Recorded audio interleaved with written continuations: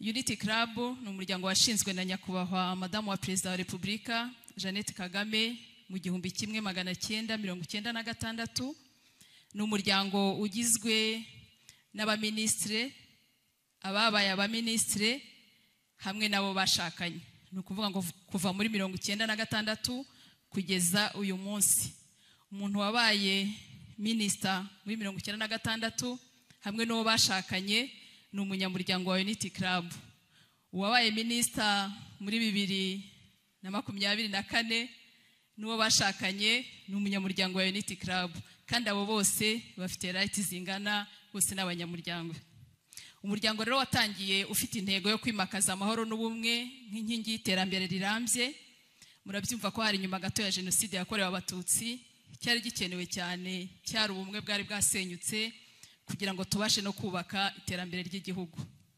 Nk'abantu rero bari kwisonga babanje kubaka ubumwe hagati yabo kugira ngo babashe gukorana batishishanya, ariko hari no kwimakaza ubumwe n'amahoro n'iterambere ry'abanyarwanda. Mu Kinyarwanda baravuga ngo umwe ruturutse bukuru ucyakwiriye hose. Ikindi barebye cyane ni ukwita ku batishoboye. Muri icyo gihe hari imfubyi n'abapfakazi benshi. Muri abo bapfakazi bitaye cyane ku bapfakazi ba jenoside yakorewe abatutsi, ariko cyane cyane ku babyeyi bari bagizwe inshike na jenoside yakorewe abatutsi. Ngira ngo mujya mwumva ingo bita impinga nzima zibamo abo babyeyi bitwa intwaza. Ubu mu gihugu hose tuhafite ingo enye: Rusizi, Ihuye, Inyanza, Bugesera. Ikindi kandi hari imfubyi mu gihugu, ndetse by'umwihariko muri Orphelinat Noel do Nyundo hari imfubyi zari bagombaga gusubiza mu miryango. Yari gahunda ya leta yo gusubiza abana mu miryango. Muri abo bana rero hari abana batari bafite imiryango kandi ari bakuru, badashobora no kubona imiryango ibakira. Unity Club yagize uruhare mu kubashyira hamwe no kubabera ababyeyi. Na n'ubu abana n'abagabo kandi baritunze, bameze neza. Ibyo turabishima Imana. Unity Club rero intego yatangiranye n'ubu niyo igifite, nubwo hagiye hongerwamo indi mishinga, ariko mu by'ukuri intego iracyari yayindi, ni ukubaka ubumwe bw'abanyarwanda. Dufite ihame rikomeye tugenderaho, ni ihame ry'ubudacyura igihe. Bivuze ngo ubaye umunyamuryango ahora ari we by'iteka ryose. Irindi hame dufite ni ihame ryo kwimakaza umuco w'ibiganiro byubaka mu kuri no mu bwisanzure. Ari nabyo bitugenza uyu mugoroba. Twaje n'ubundi gushimangira uwo muco w'ibiganiro byubaka ubunyarwanda mu mushinga dufite wo kwimakaza ndi umunyarwanda mu rubyiruko rwo mu mashuri makuru na kaminuza. Uwo mushinga ni igitekerezo cyavuye mu ihuriro rya 11 rya Unity Club Intwara Rumuri, aho iyo myanzuro yo muri iryo huriro yose yagarutse ku rubyiruko hagamijwe kubarinda ariko no kubasigira umurage mwiza, cyane cyane nabo babigizemo uruhare. By'umwihariko muri iryo huriro nyakubahwa Perezida wa Repubulika wari umushyitsi mukuru yasabye ko ibiganiro nk'ibi byubaka ubunyarwanda bizamo urubyiruko, bikagezwa mu rubyiruko, kugira ngo tutazananirwa kurera abejo bazakomeza iyi nyubako turimo twubaka. Nuko byagenze muri 2019 hatangizwa uyu mushinga, ariko wibanda mu rubyiruko rwo mu mashuri makuru na kaminuza, nk'abantu twibwiraga ko bumvise neza batubera abambasaderi beza. Uyu mushinga rero dufitemo abafatanyabikorwa. Umufatanyabikorwa wa mbere ni Minisiteri y'Ubumwe bw'Abanyarwanda n'Inshingano Mboneragihugu. Dufite Minisiteri y'Urubyiruko n'Iterambere ry'Ubuhanzi. Dufite Minisiteri y'Uburezi. Dufite IRDP. Dufite n'ishuri rikuru rya gisirikare rya Nyakinama.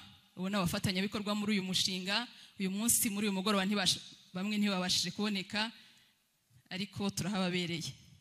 Uyu mushinga rero ukorwa mu byiciro. Ubu turi mu cyiciro cya 4. Mu byiciro bitatu bishize twageze mu mashuri makuru na kaminuza 32.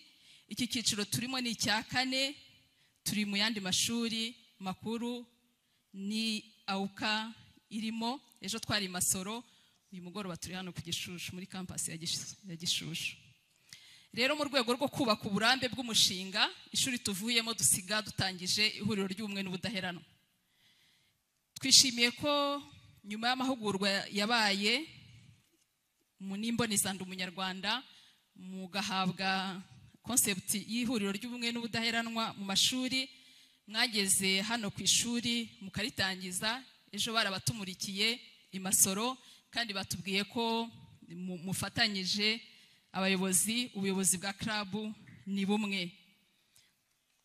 Intego za club rero ngira ngo murazizi, muzabasha kuzisobanurirwa, ariko icyo nagira ngo nongereho nuko iyi club ibigomba kubamo abayobozi, abarimu, abakozi n'abanyeshuri. Ntabwo ari club y'abayobozi bagize ihuriro gusa. Club rero izagira ibikorwa kandi bizaterwa inkunga mu bushobozi buzaba buhari. Nimugira ibikorwa rero muzabitangira raporo itangwa mu nzego z'ubuyobozi bw'ishuri ndetse n'urwego rw'akarere mukoreramo, bakabona ibikorwa mukora, Minubumwe ndetse na Mineduc. Ndagira ngo mfashe kanya gato cyangwa kanini kugira ngo mbabwire ikitugenza hano n'impamvu turi hano. Ni introduction nagira ngo ntange. Rero murakoze, twihuse ndashaka gutumira panel igiye kutuganirira. Nyakubahwa Minisita, nubwo imyaka 30 ishize jenoside yakorewe abatutsi ihagaritswe, hari imbaraga nyinshi zakoreshejwe mu gufasha urubyiruko rwagizweho n'ingaruka ya jenoside yakorewe abatutsi. Muri ibyo bibazo rero no kubisesengura kugira ngo bishakirwe ibisubizo birambye, Unity Club Intwararumuri yakoze ubushakashatsi mu 2023, ikora ubushakashatsi ku bikomere urubyiruko rukura mu mateka yacu. Hakaba ibyo bikomere byaragaragaye mu byiciro 6. Bimwe muri ibyo byiciro nibyo twazanye urubyiruko bagenzi banyu kugira ngo babaganirize. Ibyo byiciro rero hari urubyiruko rwarokotse jenoside yakorewe abatutsi mu 1994, hari urubyiruko rutazi inkomoko, akaba yaramenye ubwenge, ababyeyi be barapfuye ntamenye ngo mvuka mu kahe karere, ariko nyuma y'ibyo byose agakura yamenye ubwenge, akamenya ko afite igihugu. Hari urubyiruko rwavutse ku babyeyi bafashwe ku ngufu mu gihe cya jenoside yakorewe abatutsi, ndetse hari urubyiruko rwavutse ku babyeyi bagize uruhare muri jenoside yakorewe abatutsi. Hari n'urubyiruko rwavutse ku babyeyi badahuje ubwoko, ndetse n'urubyiruko rwavutse nyuma ya jenoside. Ntangiye rero kuri Gasigwa Theogene, uri urubyiruko, nandi kugira ngo utangire utwibwira ubushakashatsi Unity Club yakoze bwagaragaje ko uri mu cyiciro kihe, ese wabanye gute n'ibyo bikomere by'umwihariko wagize. Hano turi kumwe n'urubyiruko rwo muri kaminuza ruba rwenda gusohoka rukajya muri sosiyete kugira ngo rukomeze rukorere igihugu cyacu. Urababwira ubudaheranwa wagize kugira ngo uyu munsi ube warahobeye ubuzima. Tuguhaye ikaze. Urakoze. Amazina ni Gasigwa Theogene, Muror Fernand Noel de Nyundo. Niho nakuriye muri gahunda ya leta yo kurerera umwana mu muryango. Niho nahuriye na Unity Club, kuko twari abana benshi, kuko Noel Fernand yakuriyemo yarerewemo abana barenga 6,000. Urumva muri gahunda yo kurerera umwana mu muryango, twe twari abantu badafite aho babarizwa, badafite inkomoko, batabona ababakira. Unity Club nk'umubyeyi iradutuza mu mudugudu w'Ikanembwe. Nyakubahwa First Lady, umubyeyi wacu, niwe waje kuduha impano y'inzu. Araza nk'umubyeyi akakwereka inzu akanagusasira. Aho nibyo byagiye bitwereka ko igihugu dufite igihugu. Muri urwo rwego rero ibikomere nahuye nabyo, kubana nabyo, nakuze mu buzima bwa Orphelin nzi ko ariho nzaba. Nabaye muri Orphelin, nasohotse mfite imyaka 23. numva ko nari umusore.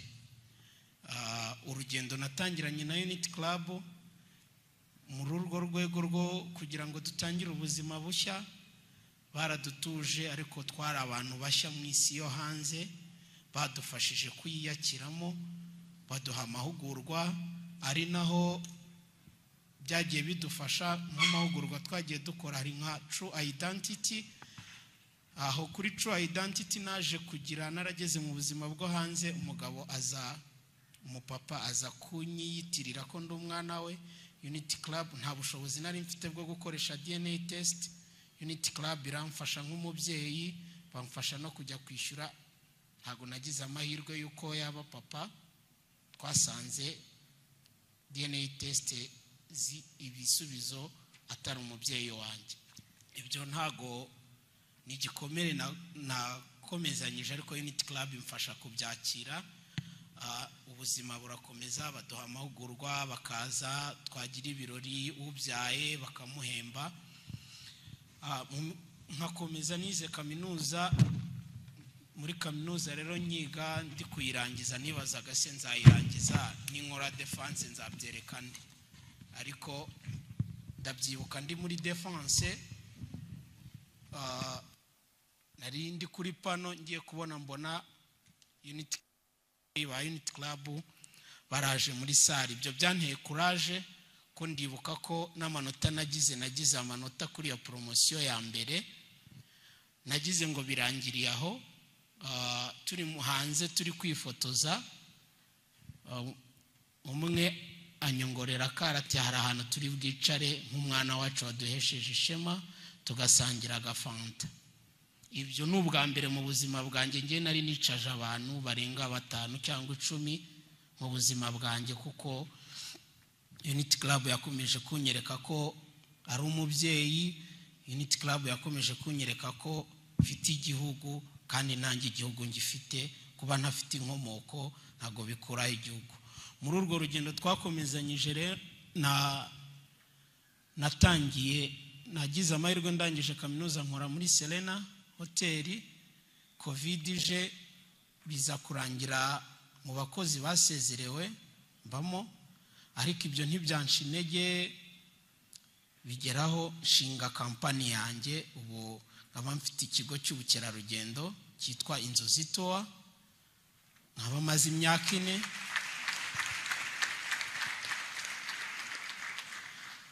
Muri uko gushinga icyo kigo njya kugitangira nabiganirije ababyeyi Unity Club, ndetse no ku munsi wo kukimurika ku mugaragaro ndabatumira.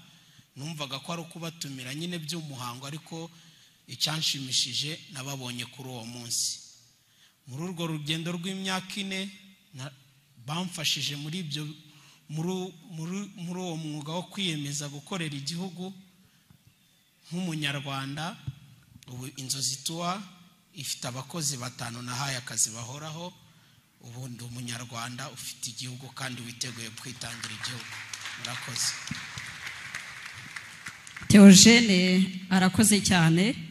Reka tukubwire ngo umugisha no wabariho bakora neza, ukomeze urugendo watangiye, ufite igihugu kandi kigukunda. Tugiye kuri nyina w'umuntu wavutse nyuma ya jenoside.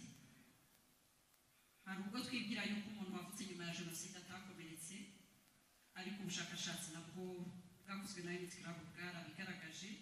Watangira udusangiza muri make ibyo bikomere by'umwihariko wagize bikomoka ku mateka ndetse n'uburyo wakoresheje kugira ngo udahera. Tuguhaye ikaze.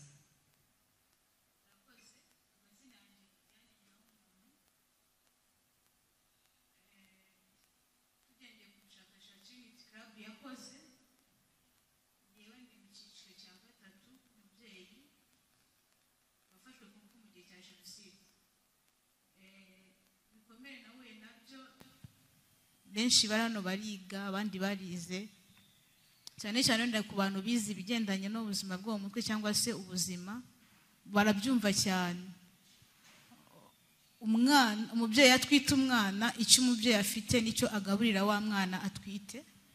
Muri icyo gihe rero ntekereza ko umubyeyi wanjye cyangwa se amateka yaranze igihugu cyacu twese turayazi. muri kirya gihe nta byishimo byari bihari, byari amarira n'agahinda gusa. Urumva rero muri icyo gihe kuba umubyeyi wanjye yarafashwe ku ngufu akemera no kumbyara,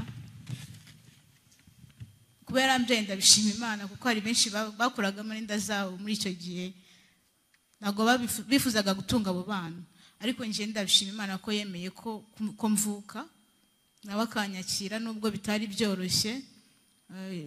Gikomeye nahuye nacyo ahanini kigendeye ku mitekerereze, gahinda yabaga afite kirya gihe niko nawe yangaburiraga, niko nakiraga. Ariko ubu ngubu tuvugana ndabishima Imana ko nyine hari aho yankuye, hari naho nageze, tugendeye kuri ayo mateka yaranze igihugu cyacu. Ariko nanone nkongera gushima umurinzi w'igihango Mukasarasi Godelive, niwe ukuriye Sevota, benshi baramuzi ko nawe yagize uruhare rwo mbasha gukira ibikomere, cyangwa se umubyeyi wanjye nawe akagenda nawe akiri ibyo bikomere yagiye ahura nabyo mu gihe cya Jenoside, kuko yagiraga igihe akaduhuza nk'abana cyangwa se urubyiruko tukiga gukira ibikomere, bakatuganiriza, hakaba za kampu tukajyana tukamara nk'icyumweru, ubundi bagatumira ababyeyi bacu nabo bakabaganiriza, hakaba igihe nabo baduhamagaye noneho bakaduza n'ababyeyi bacu natwe bakatuganiriza, bakatwereka ko nyine turi abana nk'abandi. Hari indirimbo mama niwe wakundaga kuyiririmba ngo abo bana ni beza, ngo ni abana nk'abandi. Abantu benshi bayumvaga barariraga, kuko hari bamwe bumvaga ko nyine tutari abana. Gukura ubona umubyeyi wawe ari wenyine, utabasha kugira umuntu uvuga papa nkeneye iki, bezuye z'umwana zose ntabwo ari ku mubyeyi nyine yabashaga kuba yazubahiriza ngo abashe kuzitanga. Nicyo nacyo kikaba igikomere cyo kuba nyine udafite umubyeyi uhamagara papa cyangwa se ubwira icyifuzo cyawe ngo abashe kugikemura. Ariko kubw'umuryango Sevota Unity Club n'igihugu cyacu,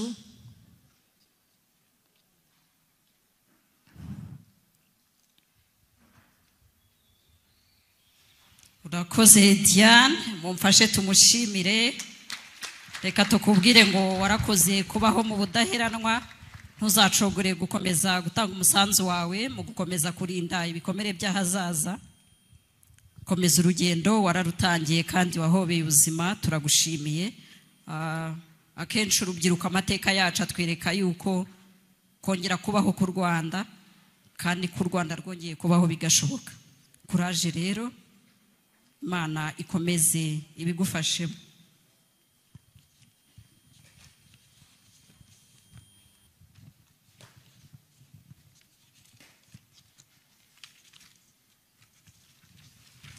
Tugiye kuri Shyaka Frank, nawe uri umwe mu rubyiruko rwavutse nyuma ya Jenoside, ariko ukaba uri na perezida wa club y'ubumwe n'ubudaheranwa muri kaminuza nkuru ya Nyarugenge, kaminuza y'u Rwanda ya Nyarugenge.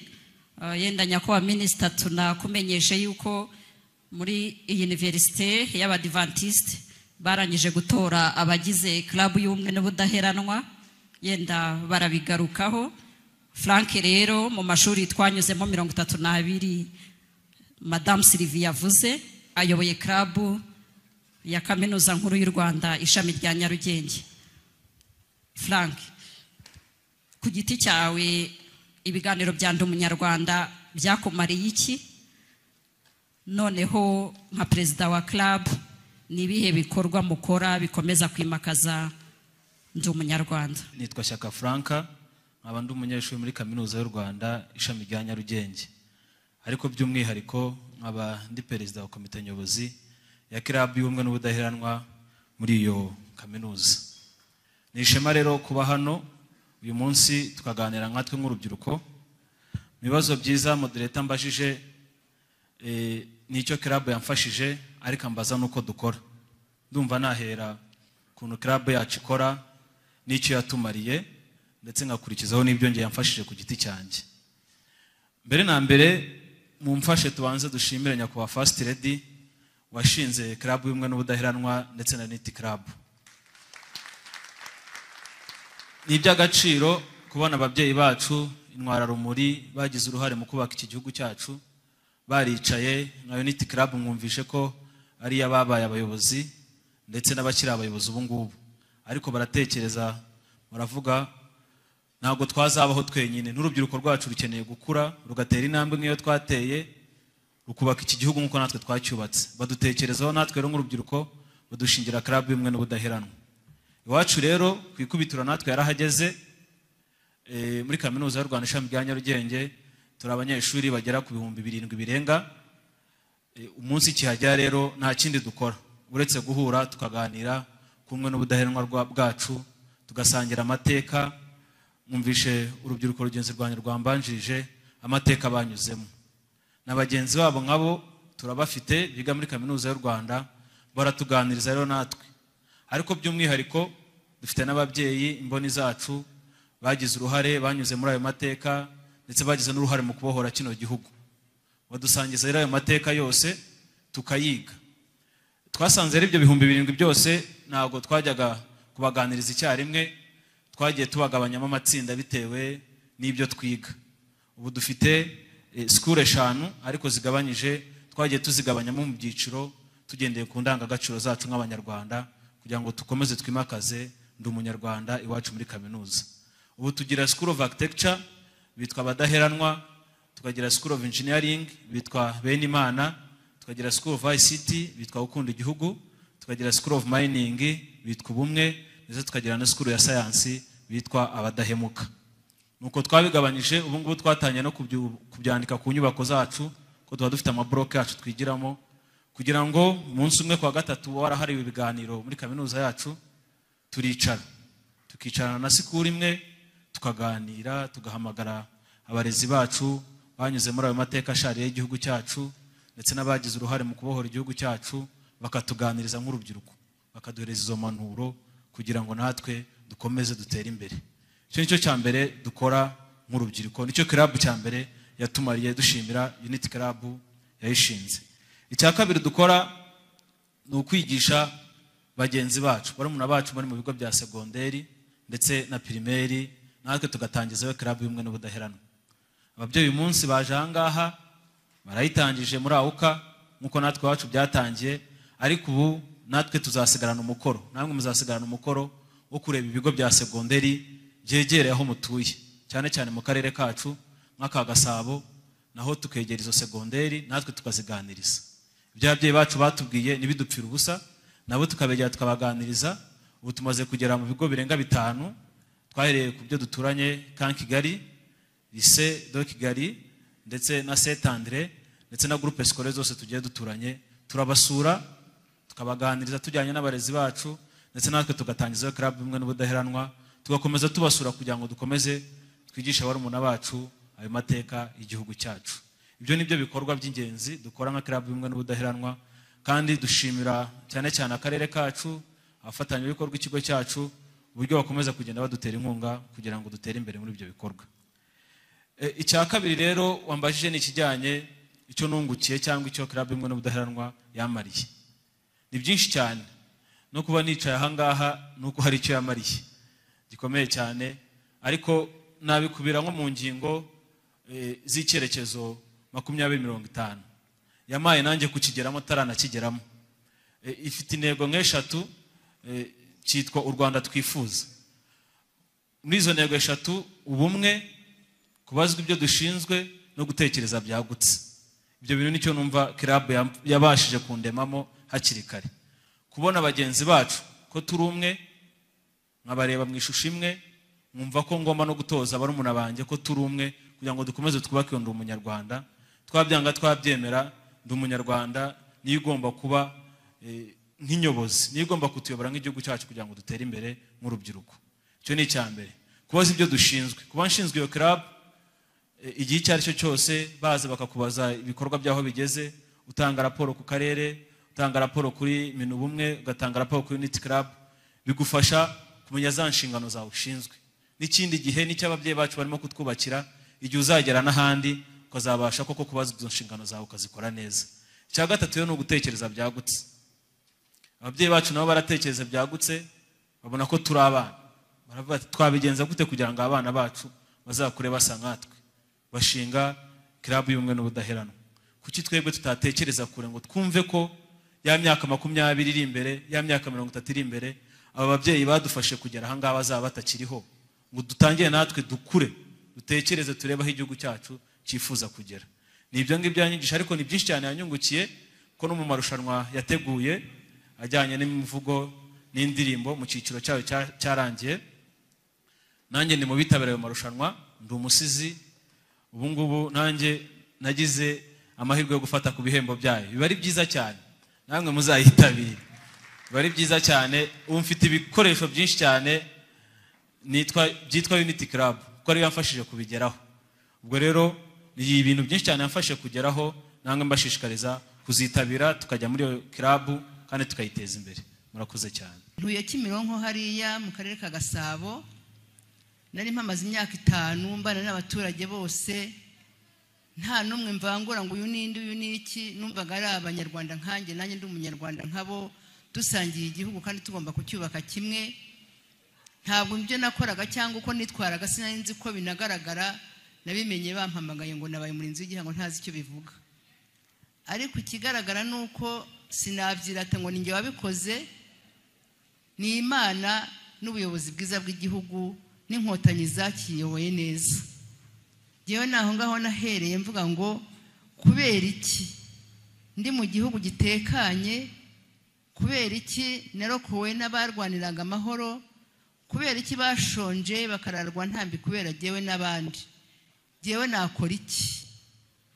Bamaze kundokora, abana banjye bose bari bapfuye na papa wabo, nanjye ndi inkomere iteye ubwoba, narabonaga ndi bupfe, ariko mpumeka ndebye hirya yanjye hino yanjye mpasanga utwana tw'imfubyi.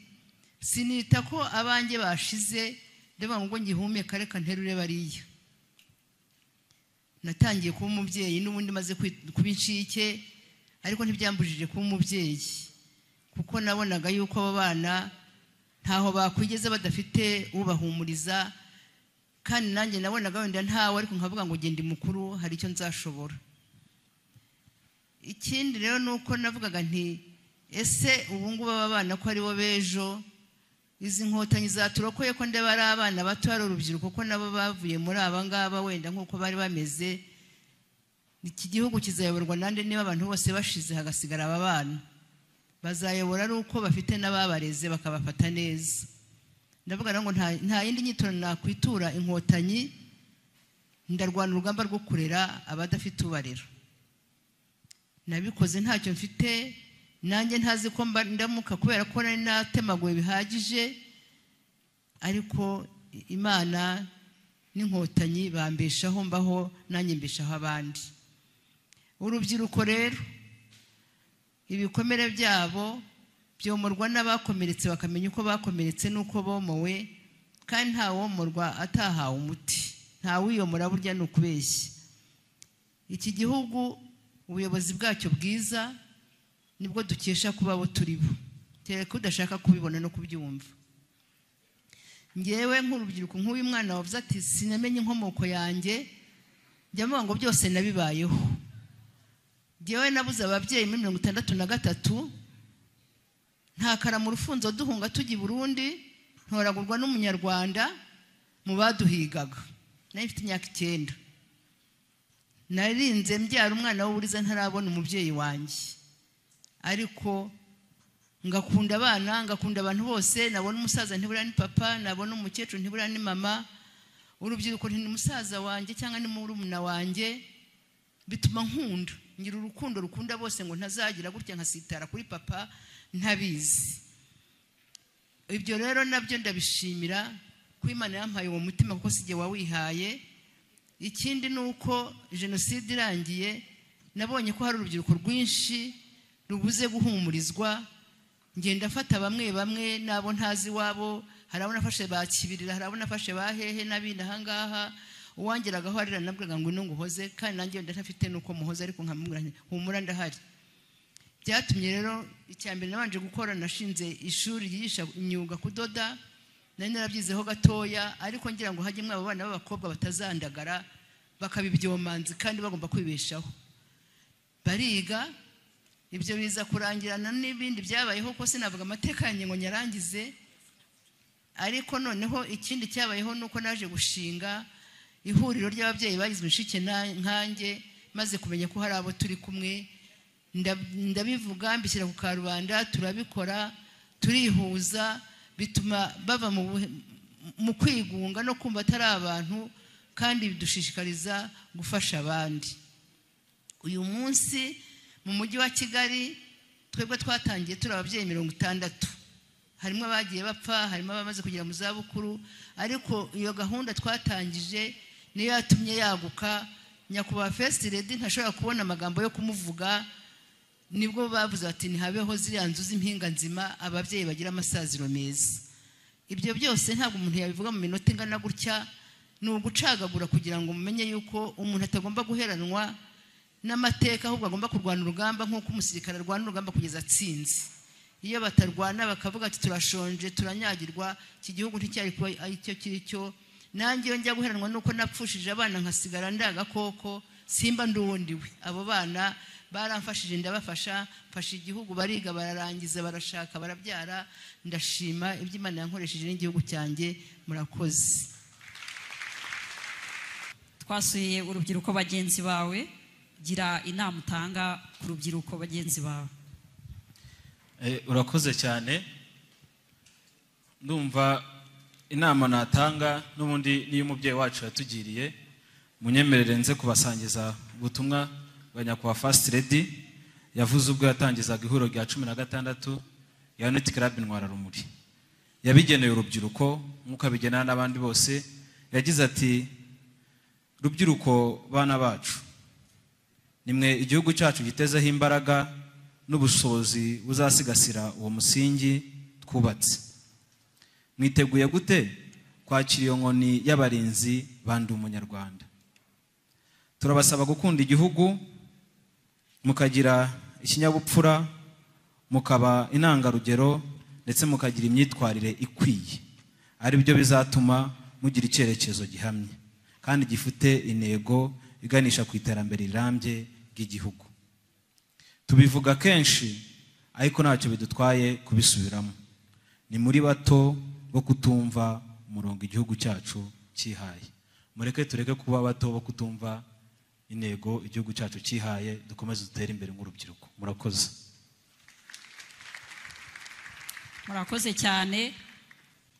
Ibiganiro byacu bigeze ku musozo. Mwakoze kuduha umwanya wanyu tubwira n'urubyiruko yenda rwaba rwicaye hano rugikomeretse ko gukira bishoboka. Ababaganirije n'urubyiruko ruri mu myaka nk'iyanyu, rero namwe mutangire urugendo ruva kuri wowe rugana kuri we wifuza. Murakoze cyane. Imana ibahe umugisha. Reka mbanze nshimire ubuyobozi bw'ishuri rya UKA bwemeye gukorana na Unity Club kugira ngo tubashe gutanga ubu butumwa.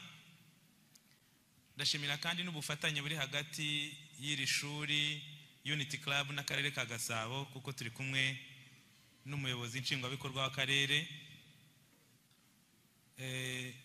Ndifuza kandi ko abateraniye hano twese twakongera tugashimira Nyakubahwa First Lady watekereje yuko dukeneye kubaka ubumwe kuva muri 1996, na n'uyu munsi tukaba tukibikomeje. Yango tumushimire.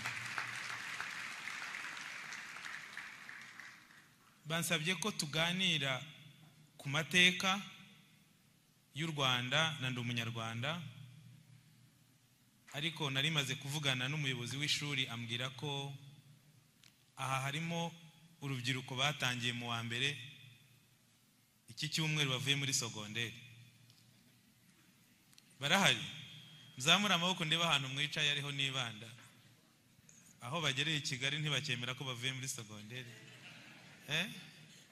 Aha. Hako ngira ngo harimo n'abantu bakuru, harimo n'abarimu. Yango rwose ntabwo ndi bubatindire, iki ni ikiganiro gikomeye, niba ngombwa turaza kuvugana na Unity Club. Ikiganiro uko cyanditse muzakibahe, cyane cyane muri ya komite bari buze gushyiraho, bazajye bagisoma ijambo ku ijambo, ako banyemerere ngewe mbahe incamake y'ikiganiro, kubera ko turi ku mugoroba ntaza no kubatinza. Ariko ikiganiro turagifite cyerekana u Rwanda mbere y'ubukoroni, kikerekana u Rwanda mu gihe cy'ubukoroni, igihe cya jenoside yakorewe abatutsi, n'urugendo rw'imyaka 30 yo kwiyubaka ku Rwanda. Ikiganiro turagifite kandi kiri muri detail. Batubwiye ko iyi campus higamo abantu biga technology. Hari n'igihe hari umuntu wicaye akavuga ati ariko giye ko niga software engineering, ngiye ko niga programming, coding, ibi bintu by'amateka bimariye iki? Hari n'uvuga ati bwo ni amasaha yanjye ya nimugoroba n'umuntu nagiye kwiga, reka mbe nicaye aha, igihe cyo gutaha kiri bugere ntahe nk'abandi. Turaziranye urubyiruko, ibyo byose birashoboka. Reka rero buri wese atekereze. Hari igihe mu Kinyarwanda bajya bavuga ngo agahu kari ku wundi, agahwa kari ku wundi karahandurika. Ariko abajene bari bicaye aha, mutekereze mu masegonda make, kuvuka ugasanga ntabwo uzi iwanyu, nta babyeyi ugira, ukajya muri oruferina, ukabamo ukazavamo ufite imyaka 23, ntawe utetaho, ubayeho kubera leta, byarabaye nta ruhare ubigizemo. Uri umuntu umwe ushobora kubyihanganira, ako murabizi turakunda ukagira n'inshuti, ejo ukazabyara umwana. Ibikomere ufite ukomeza no kubibwira n'umwana wabyaye kuko arakubaza, ariko grandpa abahe, mama wawe se abahe, ako daddy how did you survive this? Ibyo biragenda bikururana, ukaba ugomba kubibonera igisobanuro nk'umuntu w'umugabo.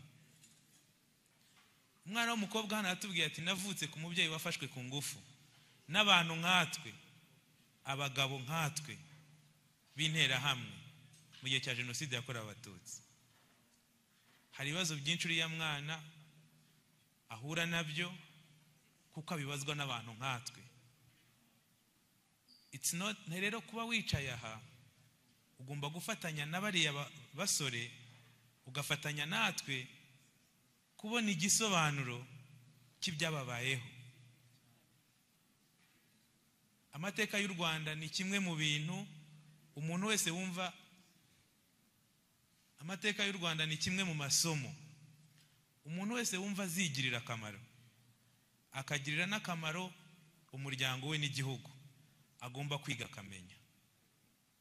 Yankunda no kujya inama ngo tujye dusura yaba ingoro y'amateka, ku Gisozi aho tubonera ibyabaye muri jenoside yakorewe abatutsi, ugasura KAG, Campaign Against Genocide Museum, tukareberamo ubutwari bw'inkotanyi. Reka mbabwize ukuri, ni ryo somo rikomeye umuntu wese agomba kwiga akamenya.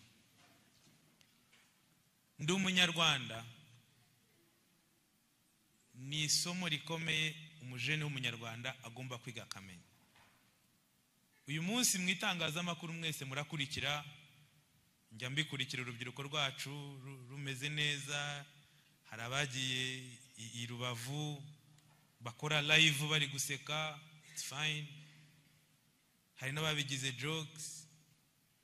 Ariko reka mbabwize ukuri, aho ubonye izina ry'u Rwanda uko ryavugwa neza, ryavugwa nabi, ugomba kuvuga ngo nge ndi umunyarwanda, bisobanuye iki kuri ubu butumwa buvugwa ku Rwanda. kubyumva rero ukagira icyo wabikoraho no kubitekereza bisaba kumenya rino somo. Abanyarwanda rero duturuka kure. Icya mbere ngira ngo mbabwire nuko hari itandukaniro riri hagati y'igihugu cy'u Rwanda n'ibihugu duturanye. Mu mateka ku bantu basoma ubwo ndaza kubisirvola, abantu bazajya babishaka. Reka mbabwire akantu kamwe mugomba kuzashaka mu mateka. Abahanga mu mateka y'u Rwanda bavuga ko u Rwanda ruri mu bihugu bike ku isi byiremye. Nta wundi muntu waduhaye izina ry'uko twitwa u Rwanda. Ariko igihugu nka Kongo cyararemwe n'abantu. Igihugu nka Uganda cyararemwe n'abantu bagiha izina. Igihugu nka Kenya cyararemwe. Tanzania yo ni yavuba, ni Tanganyika uteranyijeho Zanzibar. Ni ibihugu, ariko u Rwanda rwaremwe n'abanyarwanda, izina bararyiha ryitwa u Rwanda, rutangirira i Gasabo, ruragenda, igihugu kiragenda kirakomera. Buriya umuntu ashatse no kukubaza impamvu u Rwanda ruri uko ruri cyangwa turi abo turi, nuko ntabwo turi abavuba. Hari ibihugu bya vuba binakishakisha, ariko twe turi igihugu cya kera. Abahanga bo muri Minu bumwe bakoze ubushakashatsi basanga mu Rwanda hari amenyo y'inka yagaragaye afite imyaka 1000. Mu myaka 1000 u Rwanda rwari rutuwe, rwariho. Rero kuba u Rwanda rwariremye byatumye runakomera. Muri kano gace u Rwanda nirwo rwagize ubuyobozi bukomeye, bukagira n'ingabo, ku buryo batubwira ko abakoloni, abajene barimo baransakuriza abangaba.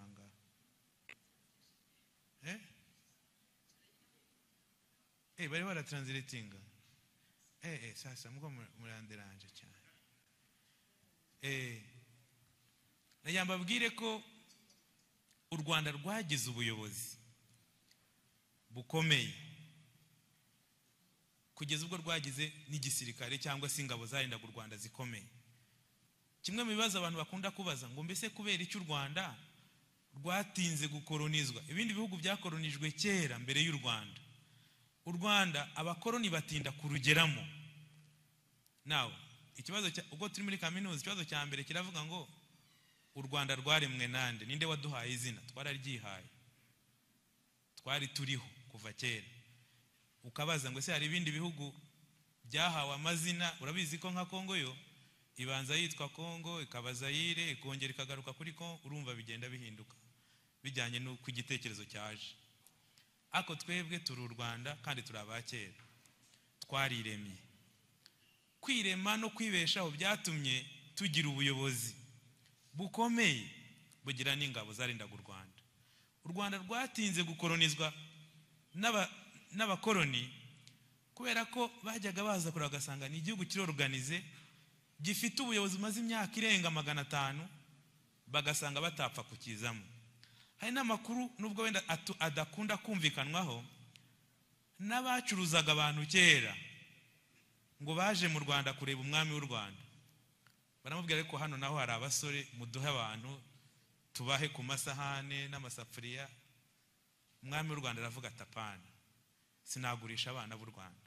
So hari amakuru avuga yuko no ku isoko ryo kugurisha abantu muri slave trade, umwami w'u Rwanda yanze kugurisha abanyarwanda. So u Rwanda rero cyari igihugu gifite indangagaciro zikomeye, kandi abanyarwanda bakundaga umuyobozi wabo. Imwe mu ndangagaciro ikomeye abanyarwanda ba kera bari bafite, bakundaga batizigamye uwayoboraga u Rwanda.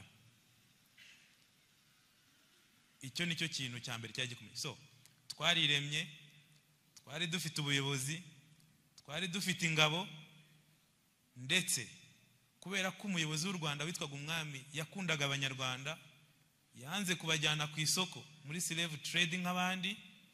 Icyakabiri wadukolonizaga yaje afite ubwoba, azakererewe.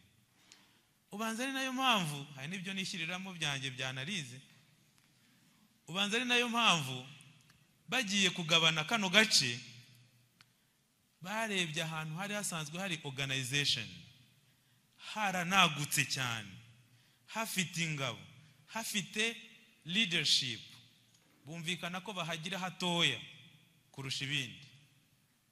Muzarebe ukuntu u Rwanda barufashe bakarugira akantu gato cyane, kandi mbere ya Berlin Conference u Rwanda rwari runini, ariko barakoze analysis baravuga aba bantu n'ukuntu bakomeye n'ukuntu bari organized, ntabwo twababasha tubasigiye space yabo yose, katubagira akantu gato.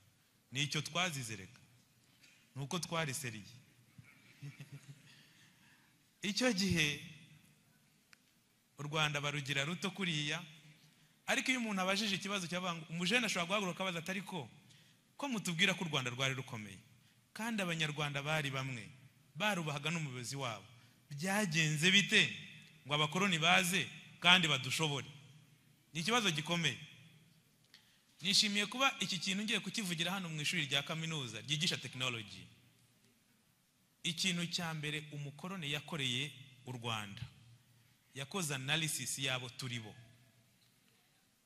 Reka mbabwire, umuntu ushaka kubasenya uzabashobora abakorera analysis. Yaravuze ati bariya abantu iyo bari kumwe barwanisha imiheto n'ingabo n'amacumu, hariya kugira ngo tuzahashobore tuzajyana imbunda. Yabanje gukoresha technology.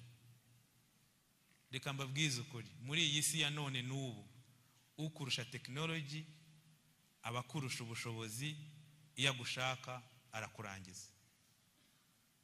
Siko bimeze? Abajene naraye mbonye hari akuma berekana i Rubavu ngo kamiraga ibintu biri mu kirere, ukurusha technology abakurenze.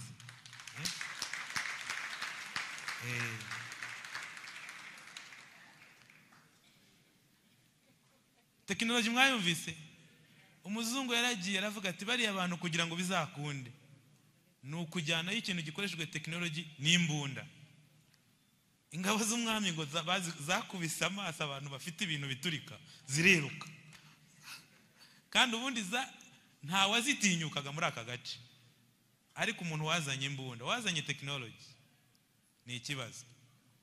Mwihangane turi kwiga amateka ariko tujyana n'ibiriho. Niba mukurikira cyane abantu b'abajene ndabizera, uyu munsi mu minsi ibiri ishize China yavumbuye akantu gahangana na ChatGPT bakita DeepSeek. Akosko muri serie murakurikira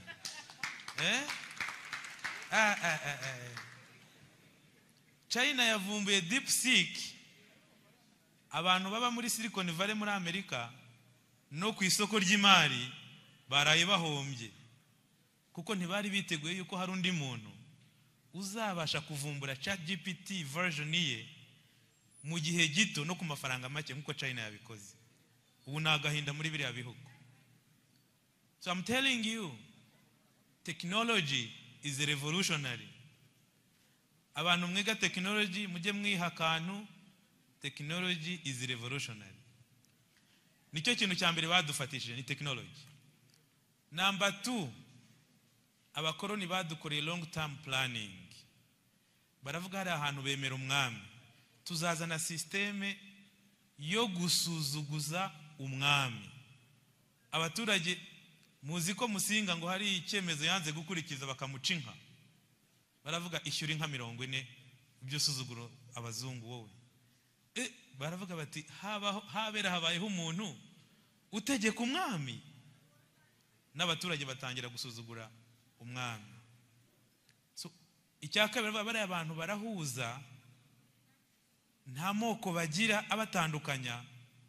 Reka twohereze y'umuhanga w'umudagi aze abapime. Buriya ngo bohereje philanthropist, umuntu mu academician, amara amezi 6 mu Rwanda, apima uburebure, apima amazuru, apima gahanga, akora categorization. Urumva ukuntu badupangiye. Igihe baje barabwira bati ibyo byose ni mu bikora hari igihe bitazarya mu bitazacamo ngo mubashobore. Abanyarwanda bakunda Imana. Ubwo hano ari mu Badventisti, reka nkore disclaimer, ningira ibyo mvanga mu mbabarire. Ariko Abanyarwanda bakundaga Imana y'u Rwanda. Abanyarwanda bagakora imihango yerekana ko bakunda Imana. Umukorano avuga ati Imana bemera ni ya indi yacu, ni ya indi Imana Data, Imana Mwana na Roho Mutagatifu batashwe. Bemera Imana y'u Rwanda ndetse bemera n'ibindi bintu ariko byerekana ko bafite ibyo bemera. Umukorano aravuga ati bariya tuzabanza d'abord icyo bintu cyitwa Imana mu Kinyarwanda cyabo tugihindure Mungu. Buri uzi ko abakoroni ariyo mpamvu muzi amazina yitwa abantu bitwa ngo bahareba Mungu, bahaba Mungu, uwa Mungu. Ibyo bintu byaturutse abakoroni baravuze ngo reka Imana tuyivaneho. Buriya nk'abakatolika ngo basengaga ngo mu izina rya Mungu, Imana bayikuramo completely. Ubundi bavuga yuko ibintu dusenga ari by'abashenzi, abuzukuru b'Abanyarwanda ari abantu ba feke, ko Imana gusa ari ya yindi batuzaniye.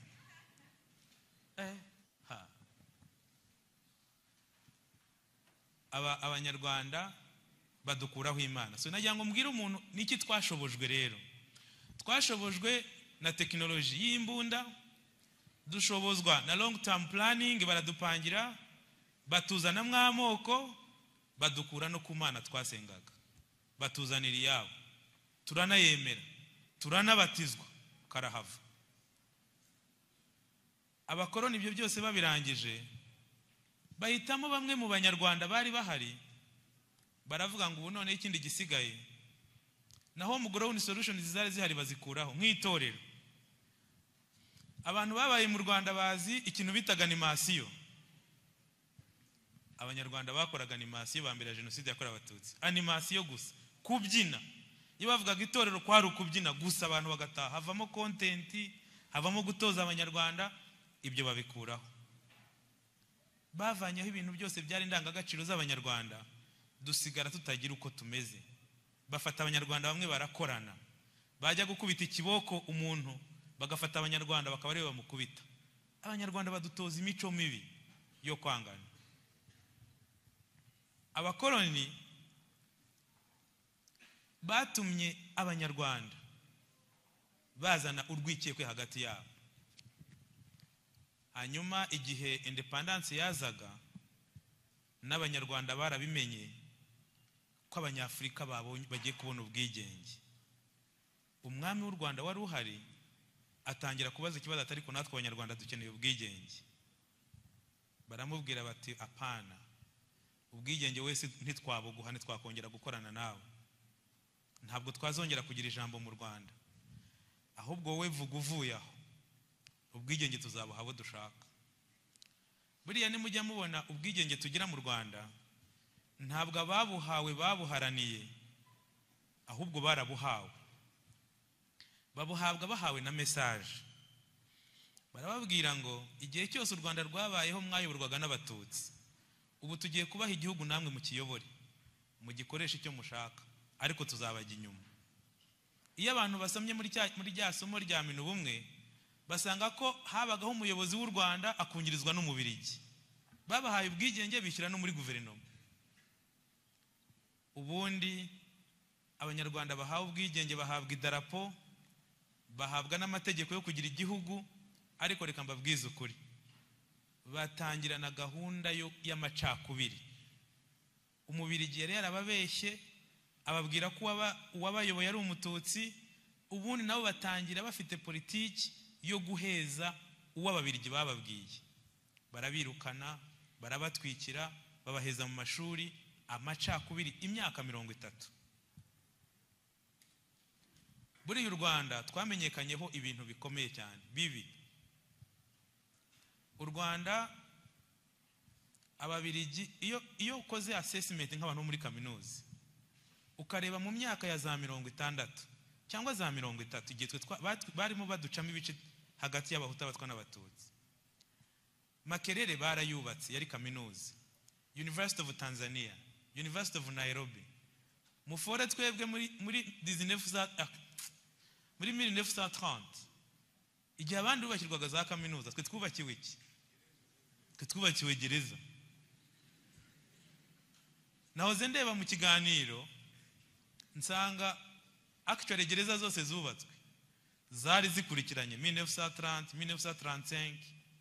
Nge nakoreye i Rwamagana, nababajije se inzima zigiye Rwamagana ni iyi? Barambwira ngo ni urukiko rw'imusha. Barambwiye ngo bamaze kubaka gereza ibindi bagiye kubaka zari inkiko. Twagiye kugira kaminuza imyaka 30 ishize dufite gereza. Do you imagine iyo gift baduhaye ya mbere? Nta kintu kizima twahawe na kimwe. Iyo urebye ibintu badukoreye mu Rwanda, inka cyari ikimenyetso cy'ubukungu, ikimenyetso cy'ubukire, ariko abahawe independence babandi bazanye amacakubiri bababwiye ko inka bisobanura abatutsi n'inka barazica. Muri za 80 na za 85 u Rwanda abana barwara bwaki, haba indwara ikomeye.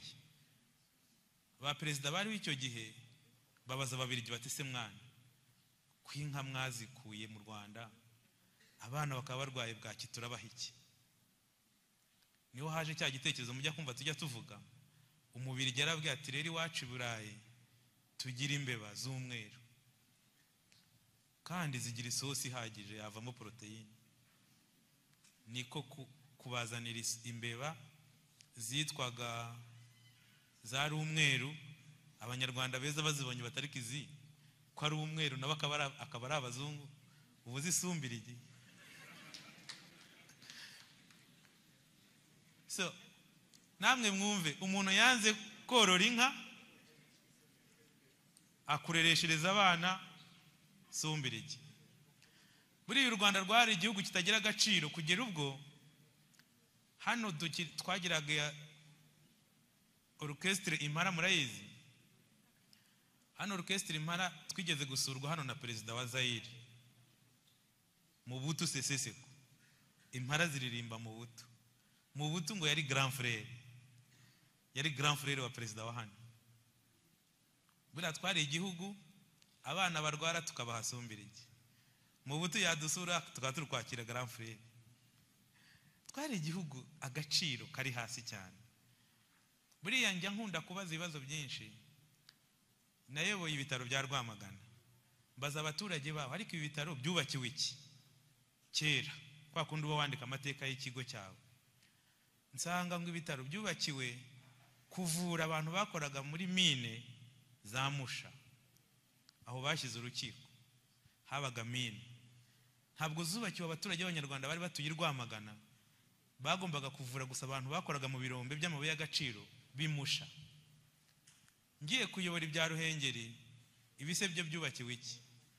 Muzi ko mu Ruhengeri ahantu bita Mubereshe hari hatuye Ababiligi, babakorera akavuriro kagombaga kuvura abantu bo muri Kamberge niyo Bereshe. Irutongo Kinihira, Irutongo mu karere ka Rulindo, ibitaro ntago byabaga hagati mu karere, byabaga Irutongo hafi ya mine za Rutongo. Abantu b'Ikabaya, ibitaro bya Kabaya byubakiwe abacukuraga mine za Kabaya. Nta kintu na kimwe twari twarubakiwe mu Rwanda cy'Abanyarwanda. Ibyo twubakira Abanyarwanda nk'ibitaro bya Kinihira, ibya Munini n'ibindi bikozwe kuri ubu buyobozi, kuko nibwo bwonyine bubakorera ibintu Abanyarwanda. Ibindi byose byari ku nyungu z'abandi. Ibyo no kugira mbabwire ko mu gihe kuva twitwa ngo duhaye ubwigenge, twabaye igihugu cy'abantu bayoboza amacakubiri, abayobozi badafite agaciro, intekerezo mbi, aho kugira ngo ushake inka zigaburira Abanyarwanda, zibaha amata, zigukuriza abana, ukabayoboza ukabaha izo zasumbirigi. Nigeze no gutanga urundi rugero rwaho umuyobozi, urumva televiziyo zo zahozeho n'abanyamakuru, abanyamakuru bafatiranye Habyarimana sinzi aho yarari, barabaza ati Monsieur le Président, pourquoi votre pays n'a pas de télévision? Mais notre pays est très pauvre, on ne peut pas vraiment avoir une télévision. aravuga ati rero twebwe turacyakennye turacyishakisha ntitwabasha gutunga televiziyo. That's the country we had. Ariko uyu munsi dufite igihugu aho niba ikintu ari cyiza kiba ahandi. Nk'iyi stade dufite niba tuzi ko yakwakira nka Champions League, ubwo turayizana mu Rwanda, bya Champions League tuzabireba nyuma. So that is the thinking big. So najya mbabwire ko kuva twabona ubwigenge kugeza muri 90 navuga gutyo, twari igihugu kitagira agaciro. Aho niho abanyarwanda bari mu buhungiro barebaga uko bizagenda. Ababyeyi ba kera bari barahunze iyo leta, ngo bagerageje kujya muri Loni batari ko mwakigize igihugu mukajyana idarapo kikaba cyaranze ko dutaha, mwadufashije nka Loni tugataha. Iyi Loni mujya mubona yirirwa ikora inama za muri UN Security Council, gukora inama aho bakora inama, kubura mu nama bagiye babona ka per diem. So inama zo they keep coming. Ntabwo inama za Loni zijya zisiba, nijye bakora nk'ebyiri mu munsi, kuko habariyo babona ka per diem ka ordre de domicile. Ariko kugira ngo hazavemo ikintu kizagirira abantu akamaro, ni gute abantu bahunga muri 60 bakegera muri 89 88 nta cyemezo murafata niba muri urwego rukomeye mukavuga ngo bigumiriyo. Perezida bamubaza batari ko abantu bawe badataha, ati mero paye plein, igihugu kiruzuye, ntaho babona bajya, ababakiriye ahubwo bazagerageze babahaho guhinga. Niko umuyobozi yavugaga. Iyo oni barayivuga. Ariko banahunga bari mu ishyaka ryitwa Runari, naryo rigerageza gushaka ko ryanataha biranga. Abasaza bagira umugani icyo gihe muri za 80 warabaza gatese tuzataha dute, ngo nta Runari nta Loni, niko bavuga ngo nta Runari nta Loni, byose nakavumbura amashyika, ni ibintu biraho niri nta kintu kizaducyura. Ariko niho urubyiruko rubera seriye, buriya mujye mutinya munubahe abantu bita urubyiruko. Urubyiruko rwarababwiye ngo nta Runari nta Loni, neze tuzabaha mpaka lini, kugeza ryari? Bahita bafata icyemezo, batangira kwiga uburyo Inkotanyi RPF bazataha. Baravuga ngo enough is enough, either tuzaganira nawe atwemerere dutahe ku neza, niyanga tuzataha ku mbaraga. Bivuze ngo buri urubyiruko ntacyo rutakora iyo ruri well guided, nta kintu rutashobora. Aho niwe Inkotanyi zibera intwari. Inkotanyi ziyobowe na nyakubahwa Perezida wa Repubulika wacu zakoze ibikomeye ku rugamba. Ikintu kinini cyane tuzajya tuzigiraho nk'urubyiruko, Inkotanyi mbere y'ikintu cyose bashatse gukora bahamagaraga hano mu gihugu, bagahamagara ubuyobozi bwa Habyarimana, uremera ko dutaha tuganire? Akanga, ati mwebwe muri abagande, edaire ntimuri n'abanyarwanda, nka zira scenario musigaye mwumva. Bagafungura gereza ya Ruhengeri, akaba aremeye, bakabagiye ahantu hamwe bakaganira, bavayo akongera bakamushuka batarega burya nta mbaraga bagira. Abahungu bakabagiye nk'ibyumba, bahora muri ibyo. Amasezerano bayagiyemo igihe kinini, ariko iyi leta ya hano ipanga ibintu bibi, jenoside yakorewe Abatutsi.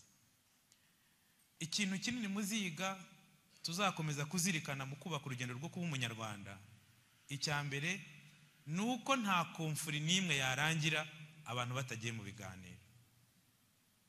So ibiganiro, ariko ibiganiro ntibigume amaso yo kwitegura ko bidaciyemo wakwirwanaho ukoresheje imbaraga. Nubwo RPF yagerageje kugiganira n'iyo leta, ntabwo byemeye leta yo yateguraga jenoside yakorewe abatutsi. Ikintu kindi gikomeye, hari ibintu ubwo nari professeur kugira ngo nge mbwira abajene batwumva kugira ibintu bitondera. Muri ibi bintu turi kubona muri Kongo, abajene bari kuvuga batari ko nk'aba bazungu tubona aba mercenaires kuki abantu batabaha isomo. Ubu bagiye kuza tubagaburire barare mu hoteli, kuki tutabaha isomo ngo ntibazongere no gutekereza kano gace. Kimwe mu bintu byiza inkotanyi zakoze ku rugamba rwo kubohora igihugu, ngo iyo umusirikare wa Habyarimana yakomerekeraga ku rugamba baramuvuraga akavurwa, barangiza bakamuha option, ese uritahira cyangwa turafatanya urugamba. Kurya abasirikare bato batangiye kwibaza, ariko ibi abantu baraturasa baratwicira bene wacu, ariko twamukomeretsa tukavura tukanaterura. Niho perezida wacu yababwiraga ati abangaba sibo kibazo, duhanganye n'ingengabitekerezo mbi y'amacakubiri n'imiyoborere mibi ya kiriya gihugu, aba ni abanyarwanda kandi tuzajyana.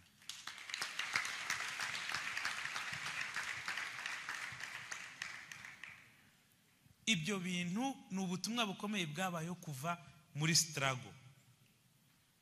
Icya kabiri, iyo wowe uri guhangana n'umuntu ufite imyitwarire mibi, indiscipline, buriya uratsinda iyo umurushije discipline, iyo umurushije umuco mwiza. Kimwe mu bintu inkotanyi zatsindishije urugamba n'abanyarwanda bakazikunda bakazakira ni umuco mwiza, discipline, no kubaha ikiremwa muntu, no kuba bareba kure. Ku bantu basoma ibitabo babyita the moral high ground, umuntu murusha ubumuntu kandi muri mu bibazo bikomeye. Ubunyarwanda rero bo abarwanaga babutangiye kera. Njye nkunda kubaza urubyiruko nk'iyo twahuye, nkabaza ngo mutekereza mute ukuntu hari umuyobozi chairman wa FPR wasimbuye Fred Rwigema akimara kwitaba Imana, akimara gupfa. Uwamusimbuye yitwa Kanyarengwa Alex. Murabizi Kanyarengwa Alex yari koloneli kwa Habyarimana.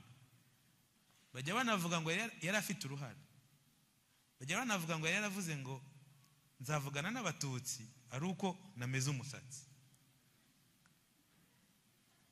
Kanyarengwe ageze aho ntiyumvikana Habyarimana nawe arahunga, amenye ko hari inkotanyi yumva yafatanya nabo. Aje ku rugamba kubera umuntu wari ufite na experience, abanyamuryango bamugirira icyizere, aba vice chairman wa Fred agipfa, abanyamuryango ntibabuze batereka tubwire Paul Kagame ari uba chairman. Oya, murabizi ko iyo perezida adahari hajyaho nde? Vice president. No muri koperative niko tubigenda, iyo perezida adahari vice president itakaba. No ku rugamba rwacu vice president yabaye chairman, akaba ari Kanyarengwa Alex. Abantu bakunda ibintu by'amoko, abantu bari ku rugamba. Umuntu wakoranaga na Habyarimana witwa Colonel Kanyarengwa Alex abaye chairman wa FPR, ntibanashyizeho Paul Kagame. Paul Kagame ahubwo aba vice chairman wa Kanyarengwa. Kanyarengwa yayoboye umuryango FPR inkotanyi 91, 92, 93, 94, ngirango ni 95 gukoma. Ngirango ashobora kuba yaravuyeho nk'96 gutyo. Murumva ukuntu ibintu byari byubatse neza. Ntabwo tugendera ku marangamutima ngo wari iki, wavutse he, wavuye he. Tugendera kuri ideology yawe na political clarity yawe. Ibindi ntabwo abantu bashaka ko abanyarwanda bazima ntabwo ibindi babikenderaho. Ibyo ariko ni umurage twasigiwe n'ubutwari bw'inkotanyi. Inkotanyi zarabikoze kugeza ubwo bahagarikaga jenoside yakorewe abatutsi. Jenoside yakorewe abatutsi irangiye, imaze guhagarikwa, hagiyeho bino bintu tujya tuvuga ngo abantu baba perezida. Mu gushyiraho guverinoma, abanyarwanda RPF inkotanyi, isezerano twagiraga muri Arusha nubwo aba bagabo batayashyize mu bikorwa yari harimo dokima zumvikana, twaganiye ibintu byiza. Baravuga ngo reka ya masezerano tuyagarure. Erega niho umuntu bita mujya mwumva witwa Twagiramungu yari yaranditswe mu mategeko mu masezerano ya Arusha. Baravuga batari ko harimo n'umugabo bavuga ngo wari buzabe premier ministre mujye kumushaka mu muzane. Aho niho umuntu nka Twagiramungu yabereye premier ministre. RPF yashyize mu bikorwa amasezerano atarashyizwe mu bikorwa na Habyarimana, irayazana iyashyira mu bikorwa. Irangije ifata ingabo barwanaga nyinshi cyane, aho kuzihisomo nka kuri abajene bari kujya basaba, ubundi bagomba kuzihisomo, barazizana nazo ziba inkotanyi, ziba ingabo z'igihugu. Barangije n'abayoboraga kera baza muri leta. Ubundi kiremwa muntu ukuntu duteye, umujenerali cyangwa umukomanda watumye abantu igihugu kijya ku butegetsi n'uwita uba umuyobozi, n'uwita uba perezida. Kimwe mu isomo rikomeye ngira ngo n'abantu benshi birarirwa kwigira kuri perezida wacu Paul Kagame, bijya bitugora, abantu benshi birabananira, kuko nk'ubu tuvuze ngo abajene batore komite, ubusanga bahita barwanira kuba perezida wa komite. Nanjye kubera mu bintu by'urubyiruko ubwira abajene ngo bahimbe koperative, batangize koperative. Koperative kanga kujyaho kuko bashaka kuba bose ba perezida ba koperative. Ariko ngiye nkunda ikintu cyabaye muri RPF, aho komanda wayoboye ingabo zahagaritse jenoside yakorewe abatutsi atabaye perezida, akavuga ati jewe ndacyafite byinshi nubaka, kandi RPF mwebwe nimuhite muyobora igihugu, nge ndakomeza mfatanye n'abahungu dutange umutekano. Ako mwamushimiye aho ngaho.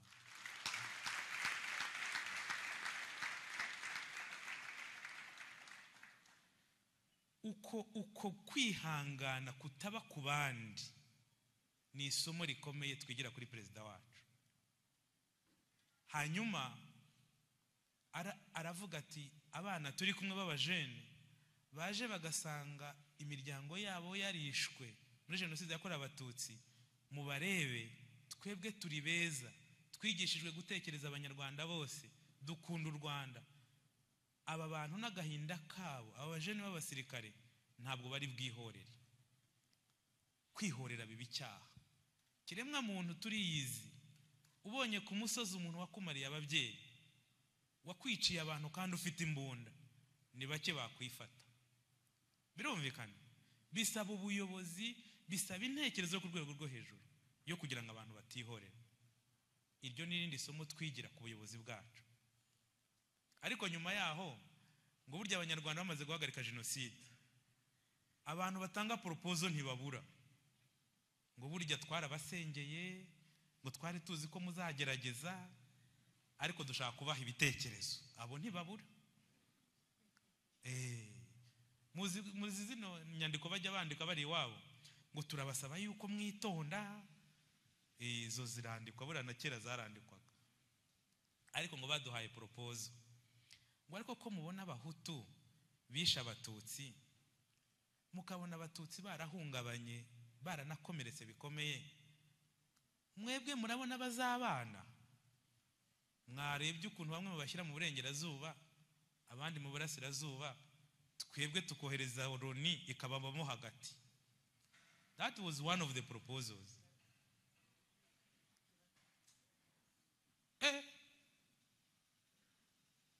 Abanyarwanda bumva proposals zose, barangije baravuga ngo ariko twaganiraga turi mu ntambara, ubu none turayihosheje, ubu ntitwaganira nk'abanyarwanda noneho. Niko gutangiza ibintu bise ibiganiro byo mu rugwiro mujya mwumva. Nakomeje mbibabwira, abanyarwanda beza bashaka gukemura ibibazo bakora ibiganiro. Nayo mpamvu ni ikiganiro tuba twagikoze. Abanyarwanda bajya mu biganiro byo mu rugwiro, abasaza batubwira ko bagiyemo bazi ko bazamaramo icyumweru kimwe, bamara umwaka baganira. Ngo bazanyemo n'abayoboye ku gihe cy'ubwami, bazanamo n'abari bafite amashyaka, bazana ngo ubanza hari harimo n'abakoze jenoside, ko bajyaga akumwe muba mudutanga ibitekerezo. Hari nk'uwazamukaga amarangamutima amufashe akavuga ati ariko sha mwebwe mwaducitse mute, ubwo bakamenya ko nawe ari interahamwe agasohokaho. Nuko byagiye bigenda, cyari ikiganiro kirimo abantu bose ko hari hakiri kare. Aho niyo abanyarwanda bavuye mu biganiro byo mu Rugwiro bumvikanye uko u Rwanda rugiye kubaho. Number 1, bumvikanye ko kera bari bamwe bagasenywa n'uwaje yarabiteguye bitwa umukoroni, bigaragara ko ntabwo ari muri kamere y'abanyarwanda yo gutandukana.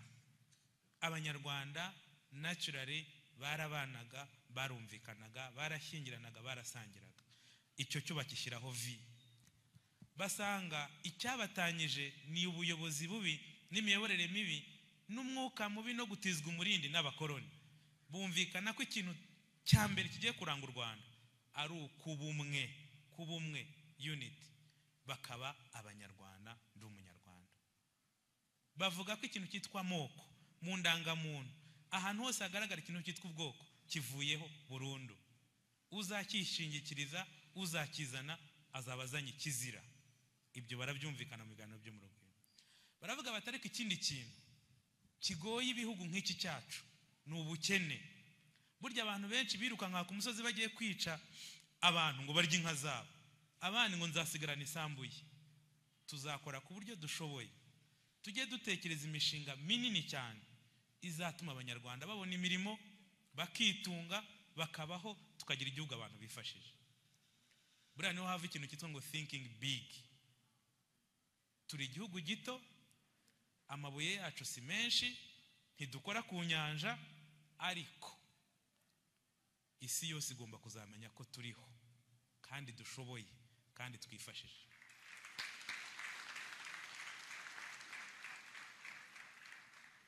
Ikindi, intekerezo za gikene. Hari ibintu bita scarcity mindset. Ku bantu biga muri kaminuza muzashaka ubushakashatsi murebe ibyitwa scarcity mindset versus abundance mindset. Intekerezo ya gikene, hari ijambo rijya ribaho ngo hahirwa abakene ku mutima. Hari n'abantu bavuga ngo hahirwa abakene ku mafaranga. Hajya n'umuntu uvuga ngo abakire ngo ntibazajya mu rushinge ngo sinzi biki. Oya, izo nyandiko mujye muzisoma muzicuritse. Abakire nibo bazaba bari ku muryango y'ijuru. Umuntu udafite amafaranga, udafite ubuzima, w'umukene, ntibakajyagira umuntu ujya kwigisha ibintu bicuritse. Igihugu cyacu tugomba kuba igihugu cy'abakire. Abajene mugakora imishinga ibaha amafaranga, mugakira.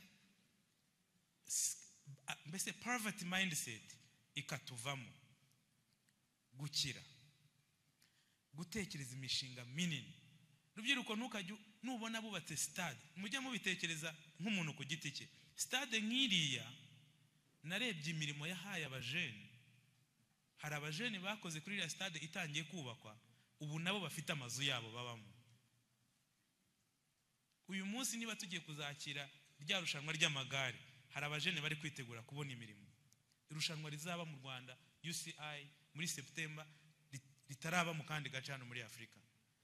FIA iriya y'amamoto GP yaje hano, twebwe tuba tureba ifoto brand Rwanda ahantu bayanditse. Icyo nicyo bavuze ngo ubuto bwacu buzajya buba compensated n'ibitekerezo bya high level byo ku rwego rwo hejuru. Number 3, ikintu cyatumye jenoside ishoboka n'abantu bagahemuka bikomeye mu Rwanda ni impunity, ni ukutabaza umuntu ibyo yakoze. Kugira n'ubwo umuntu ahemukira umunyarwanda, kugira ubwo amwica akabura umubaza, igihugu kikabyemera. Baravuga ngo ubu ngubu ikintu umuntu cyose azaba yarahawe, urwego rwose azaba ariho, azakibazwa. Biri kumvikana? Accountability, kubazwa inshingano, kubazwa ibintu twahawe. Ahangaha niho bigenda bitunanira, ariko nukujya umenya ko nk'ubu niba wubatse ishuri hano ukavuga uti jyewe ndi Awuka Abadiventiste twiyubakiye ishuri. Ishuri ni nk'ivuriro. Iyo wubatse ivuriro nubwo ryaba ari ryawe, ntabwo wemererwa gufunga ivuriro. Ubu kavuga ngo njye niyubakiye ivuriro buracya mu gitondo ndifunge. Abaturage se bajyaga bariza. ivuriro ntirijya rifungwa nubwo ryaba ari iryawe. Twe turari kubaza nka leta ngo ivuriro kuki barifunze, utariko n'iryanye nta cyawe kiba hano. Ni ukuvuga ngo ugomba kubazwa ibintu by'abanyarwanda, ugomba kubaza ibintu byose washinzwe ukabyungukira. Ahangaha niho nkundira inkuru y'itaranto yo muri Bibiliya. Ibintu byo kuguha itaranto imwe ukayibika ntizabyara abiri, oya, ugomba kubyaza umusaruro ibyo wahawe kandi ukabimurikira ababiguhaye. Mujya mubibona hano mu Rwanda, buriya hari amateka abajene bato batazi. Hano mu Rwanda hari na perezida wabajijwe imitungo ye, akabazwa uko yayibonye, yanze kubisobanura, abantu bamwigaho. Hano byarabaye. Accountability rero yo mu Rwanda, it's a high level. So icyo gihe ibiganiro byahisemo 1 kuba umwe, gutekereza ibintu byagutse, kubazwa inshingano. Ni naho baganiye batariko tugomba kugira vision 2020, tugomba kugira itegeko nshinga rikozwe n'abanyarwanda. Ni byinshi bemeranyije. Nagira ngo mbabwire ko kuba umunyarwanda nyuma ya jenoside yakorewe abatutsi, ndi umunyarwanda yabaye igitekerezo ngenga cyo kubaho kwacu. Ubu ngubu ku buryo abajene, abantu bose, hagize utunga urutoki iki gihugu cyacu, agatunga urutoki abayobozi bacu, akagira icyo avuga kibi ku ngabo zacu, twese tugomba kuba tayari tukambara. Siko bimeze? Kombona urabona ko bahise baceceka.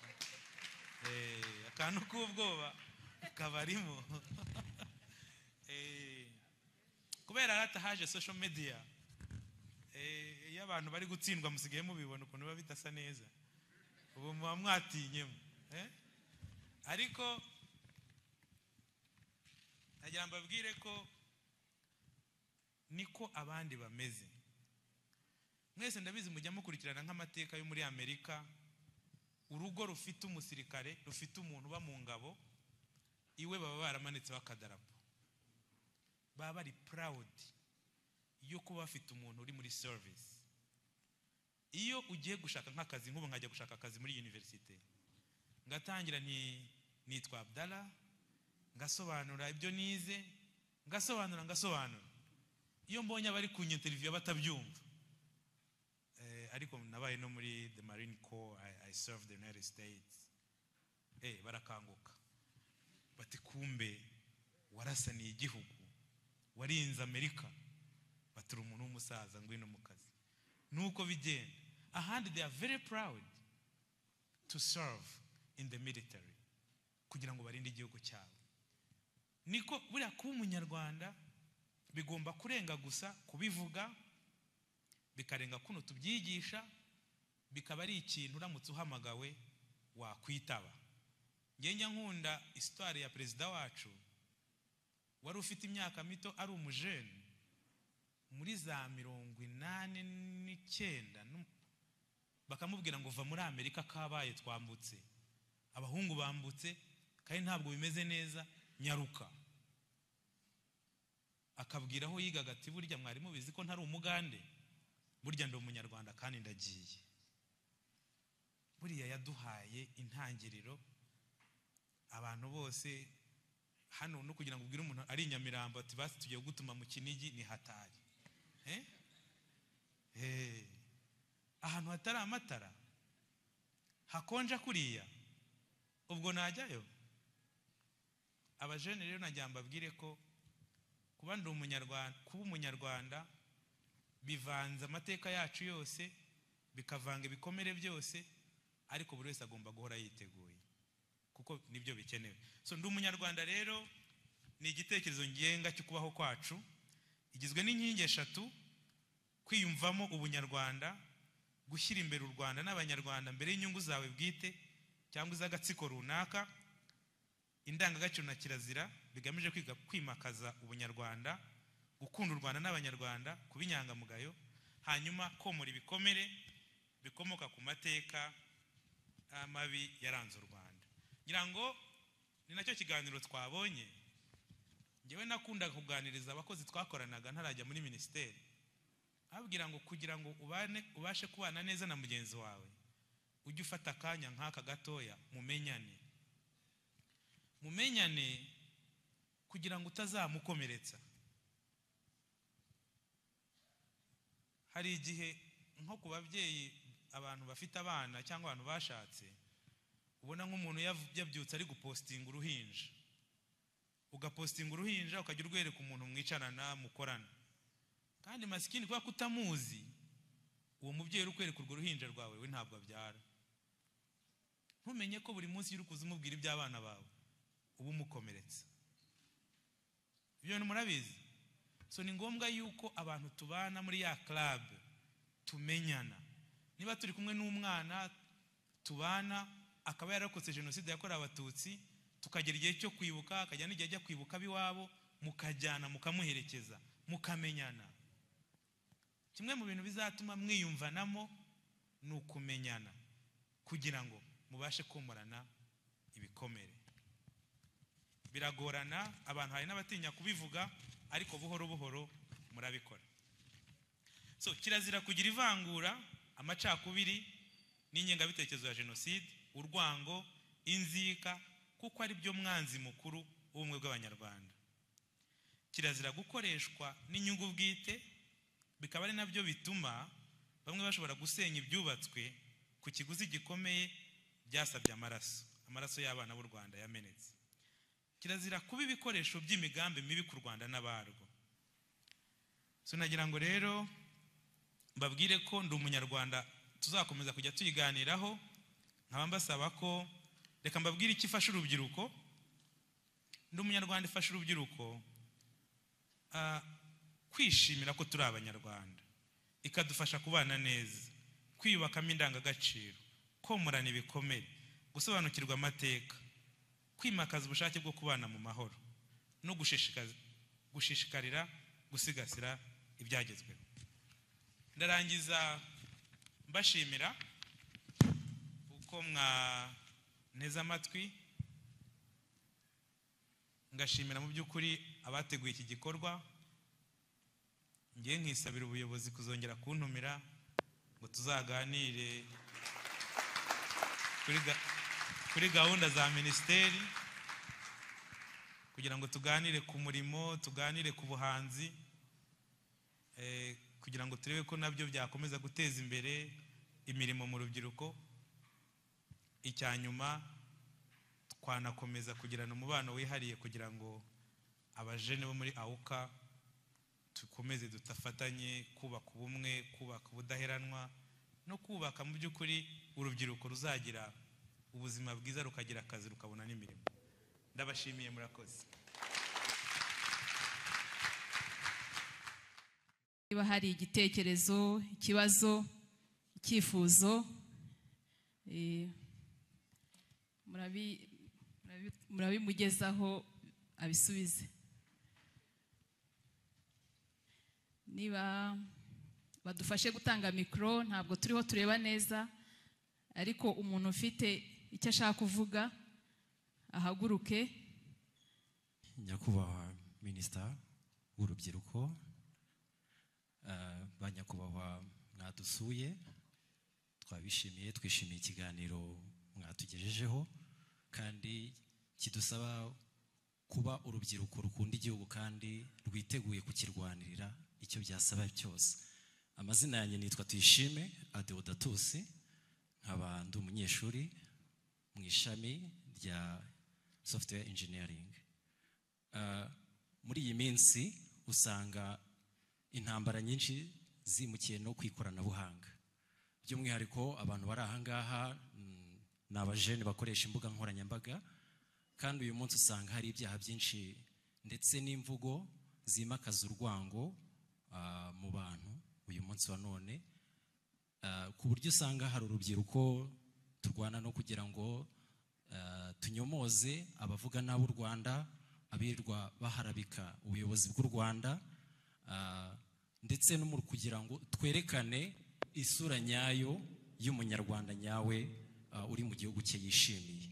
Kuko hari abavuga yuko abanyarwanda babayeho baziritswe, abanyarwanda nta bwisanzure bafite, ariko twebwe tubaye mu Rwanda ntabwo ariko biri. Tunejejwe n'igihugu cyacu kandi dutewe ishema n'ubuyobozi bw'igihugu cyacu.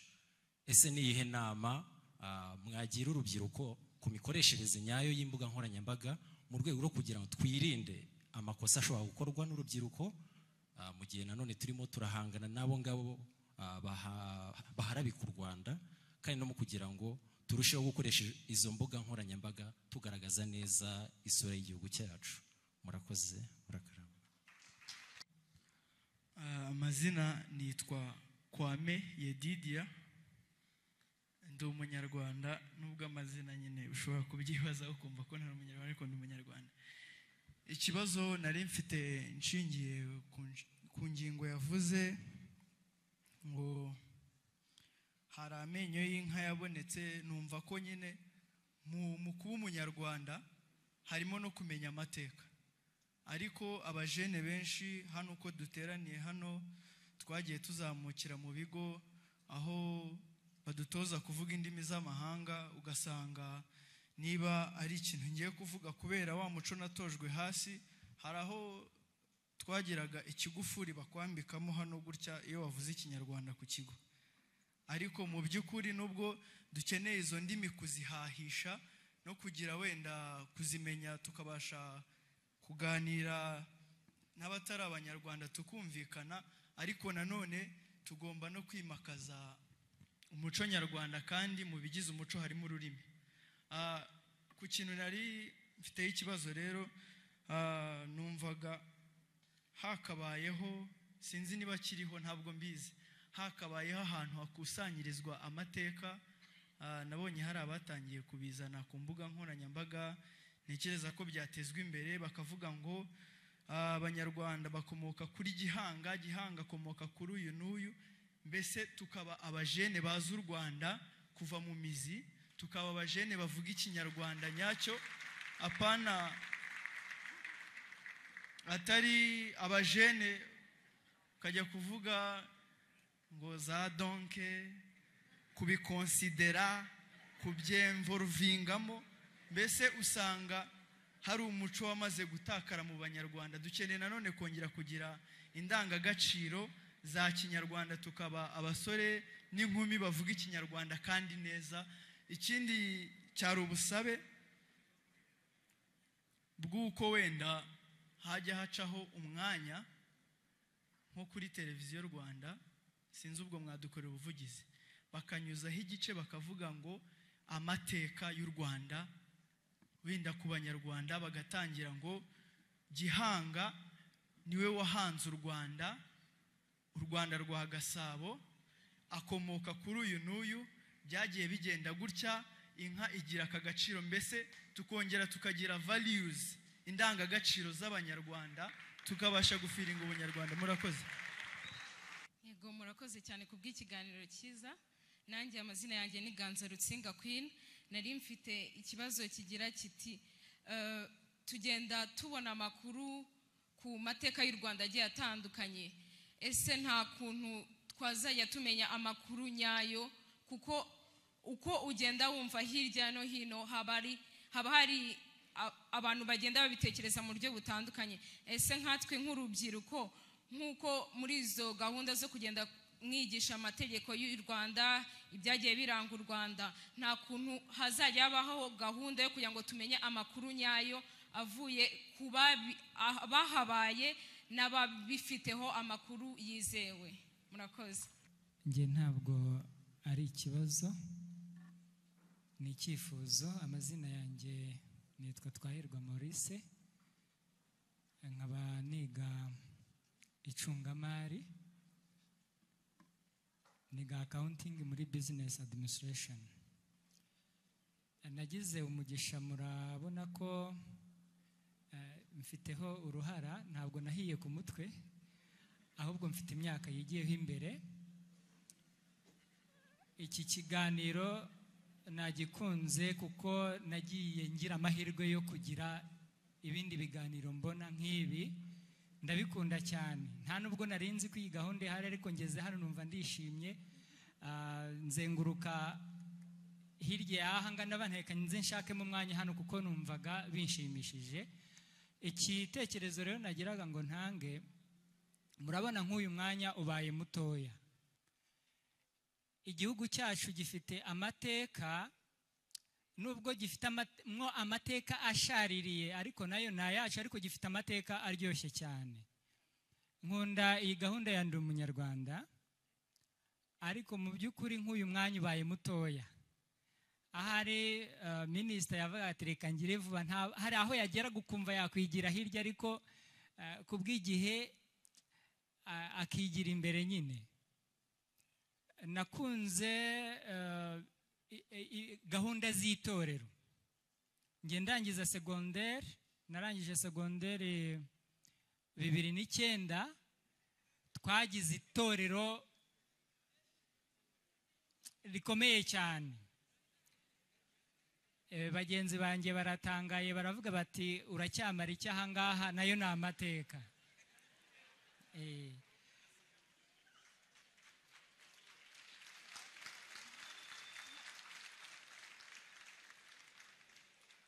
Yego murakoze cyane.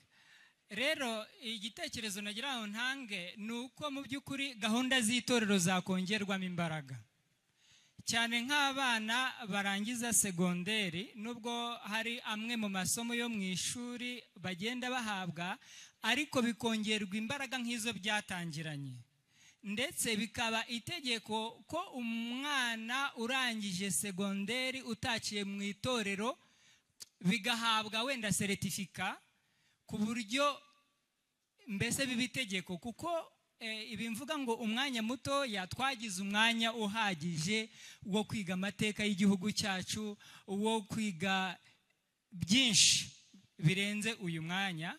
Ndetse izi karabu nkumva zanatangizwa nazo muri za kaminuza, nk'uko bagiye kudutangiriza iyi Unity Club na karabu ya Ndi Umunyarwanda, noneho ikajya ihabwa abarimu, nabo abanyeshuri bamaze kubimenya nabo bakigisha abandi, kuko dufite amateka akomeye cyane dukwiye guha agaciro. Murakoze.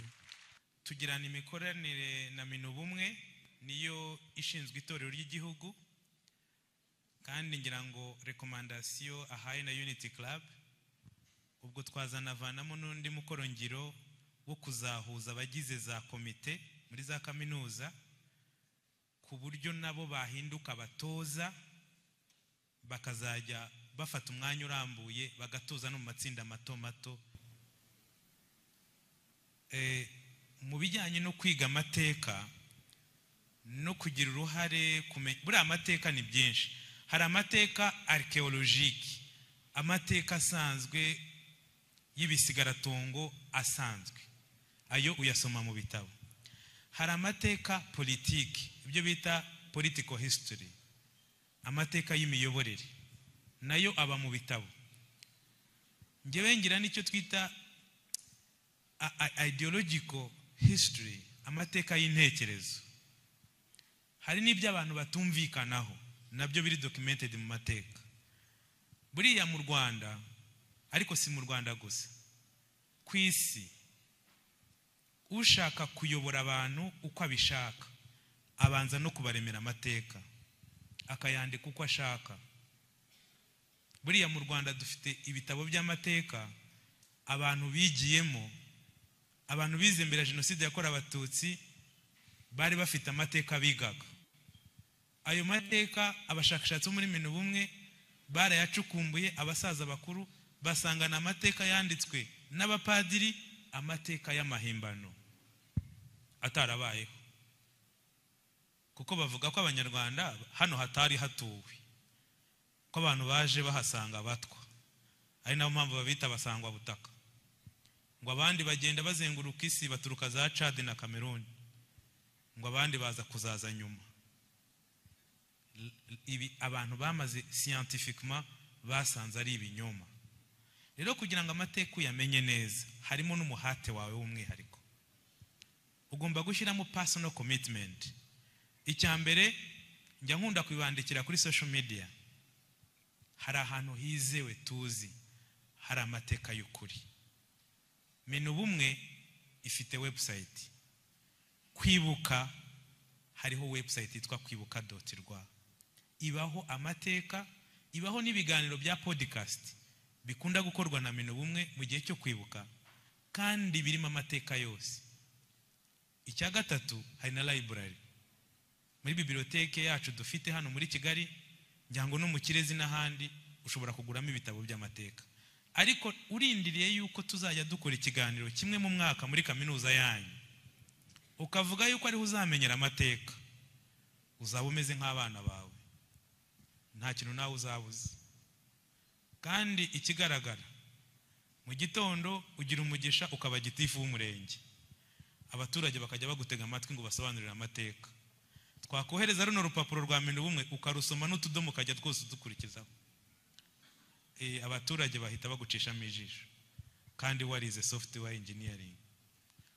Nagira ngo mbasabe ko kugira ngo umenye amateka mu byiciro byayo atandukanye, ujye unanyomoza n'ay'ibinyoma nawe uzanemo critical thinking, bisaba gushyiramo your personal commitment ukanabyiga.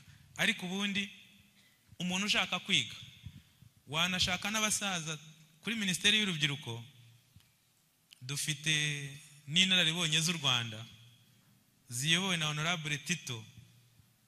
Ushobora kwaka rendezvous uti babyeyi ngenda bashaka, hari ikibazo mfite mu mateka mu kinsobanurira. Ababyeyi bishimira gusobanurira urubyiruko rubasuye, nabyo muzajye mubizirikana. Ariko ushaka kumenya amateka ya jenoside, ufashe un soir ukajya kuri umugoroba umwe ukajya ku Gisozi ku rwibutso rwa jenoside, naho wahigira. Usuye Kage wakwiga amateka y'inkotanyi. Mwiyoroganije nka Universite ya Unilac abantu nako awuka abantu bakeya, mukajya gusura urugendo rw'urugamba rwo kwibohora, mugatangirira ka Gitumba, mukajya Gishamba shayo, mukajya ku Murindi, amateka mwayiga. Bisaba a certain level of commitment. Social media muri iyi minsi ntabwo wayikwepa, ahubwo abantu batari kuri social media mubafungurira accounts. Hari abantu bazitinya, hari abatazijyaho, hari abatazikoresha. Nko muri iyi minsi hari igihugu kimwe gifite abaturage batwibasiye ku buryo budasanzwe, barakwiza ibihuha, baradutuka, baratuka abayobozi bacu, kandi twe turi abajene benshi bize dufite na internet, buriya dufite internet nyinshi kubarusha, ariko usanga batudomina bakaturusha umunwa. Nukuri tugomba guhangara tukababwira ko ibinyoma ari ibinyoma, n'ukuri ari ukuri, sibyo? Icyambere rero kugira ngo ukoreshe social media neza, ugomba kubaka profile background. Kambabwire rubyiruko, mu gitondo ukaba watwitinze yuko ukunda perezida wa Repubulika, mu kandi kanya ukaba wipostinze wambaye ubusa. Ngiye mpita ndeba nkavuga ariko si uyu muntu, what is the consistency? Ugomba kubaka CV yawe kuri social media ku buryo ihora iri consistent, kuri umuntu w'inyangamugayo. Nibwo uzajya uposting ibintu bitazakuviramo ikibazo. Icya kabiri, kugira ngo uzagire ijambo kuri social media, ugomba kuba postinga content nziza ufitiye ubumenyi. Byandi by'amateka twavugaga, niba ushaka kugira ngo ujye utwitinga ku bitekerezo bya nyakubahwa perezida wa Repubulika, jya ufata akanya rimwe ku munsi ujye kuri konte ya presidence iba kuri YouTube, amagambo yose, speeches zose za perezida wa Repubulika ziriho, uzumve ubone content. Ibyo biroroshye. Ushobora no gufollowinga tweet accounts z'ibigo nka Mino Bumwe, OGS n'ahandi, ukahavana content. Kubakoresha social media rero amakosa arashoboka, ariko jewe aho ngereye mu nzego banyigishije ko ngo iyo umuntu agiye mu rukiko ntabwo ashobora kuvuga ngo ntabwo nari nzi ko ari ikosa. Ubwo ntabwo nagusobanurira amakosa yose abera kuri social media, ariko iyo utangiye kwandika kuri social media jya umenya ko byaba ngombwa ukajya no mu rukiko kubisobanura. So be careful. Ariko mushake content nziza, mube consistent, mwubake CV nziza, izina ryawe rijye ripostinga ibintu byiza ku buryo buri consistent.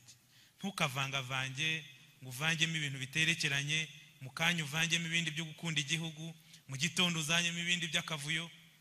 Umuntu ahita abona ko no mu mutwe wawe ari muzunguruka, ari ibintu biba bizunguruka. Ugomba kugira consistent in content, ugakoresha kandi ugashaka content. Ubu ngubu ngewe hari igihe mba ntafite content, ariko ngafata umwanya munini cyane nsoma ibyo abandi banditse, ngasanga harimo ikintu nanjye nasangiza abandi. Content ni nziza.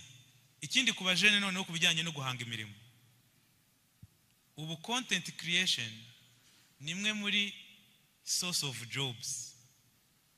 Content creation abantu benshi basigaye banamakaza. So nagira ngo mbabwire ko rero social media ni nziza, zigezweho, ariko zisaba kugira content nziza, ukaba consistent kandi ugasoma cyane. Ukamenya ko uko utangiye gushyira ikintu kuri social media wakibazwa n'uwo ari we wese, cyane cyane abo mu nzego. Murakoze. Ndagira ngo mbanze mbasuhuze. Muraho neza? Nimumfashe duhuza amashyi nanone twongere dushimire abantu bose batanze ibiganiro hano, tubaha amashyi menshi cyane, kubera ko ibiganiro baduhaye hano ni ibiganiro by'ingirakamaro kandi byo kutwubaka. Iyi gahunda ya Ndi Umunyarwanda idufasha gushimangira intambwe tumaze kugeraho mu Rwanda mu bijyanye n'ubumwe n'ubudaheranwa nk'isoko muzi y'Abanyarwanda dusangiye. Ibi biganiro rero bigomba kudufasha kwisuzuma kandi tukanasuzuma intambwe imaze guterwa mu rugendo rw'ubumwe n'ubudaheranwa, inzitizi zikigaragara n'ingamba zo kuzikemura. Ngire ngo minisita ibyinshi yagiye abigarukaho cyane, rimwe na rimwe ibikunze kugaragara nk'ibyonnyi by'ubumwe bw'Abanyarwanda.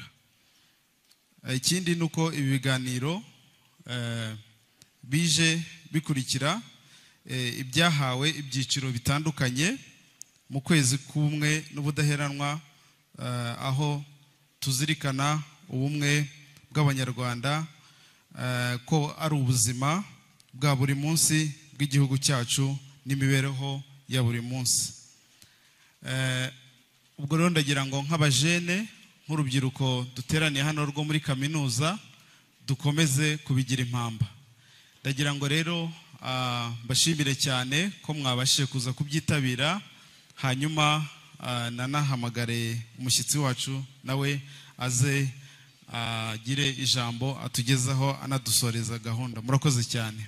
Arakoze Deya w'Akarere ka Gasabo, Nyakubahwa Minisita, Nyakubahwa Muyobozi Nshingwabikorwa w'Akarere ka Gasabo, Nyakubahwa Muyobozi w'Ishuri rya UKA Gishushu Campus, barimu, barezi, rubyiruko, banyeshuri, mwongeye kwirirwa.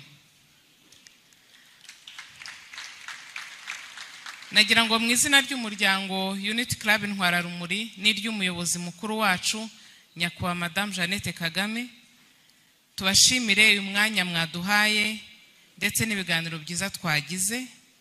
Dushimiye by'umwihariko ubuyobozi bw'iri shuri rya UKA ryatwakiriye, dushimiye abarezi twabanye muri iki kiganiro ndetse n'abanyeshuri. Tuzi ko ari amasaha baba bagomba kujya gusubira no mu masomo bataha bava kwiga, ariko turashimira kuri uyu mwanya mwaduhaye.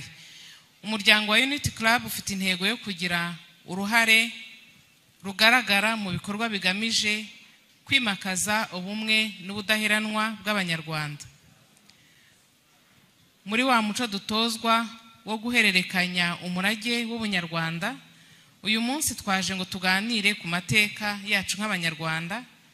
Uyu munsi twaje ngo twongere turebere hamwe icyasenye ubunyarwanda ndetse n'uburyo bwagarutse, n'uburyo twongeye kubaka ubumwe n'ubudaheranwa bw'abanyarwanda. Twaba twabiganiriye hano iwanyu.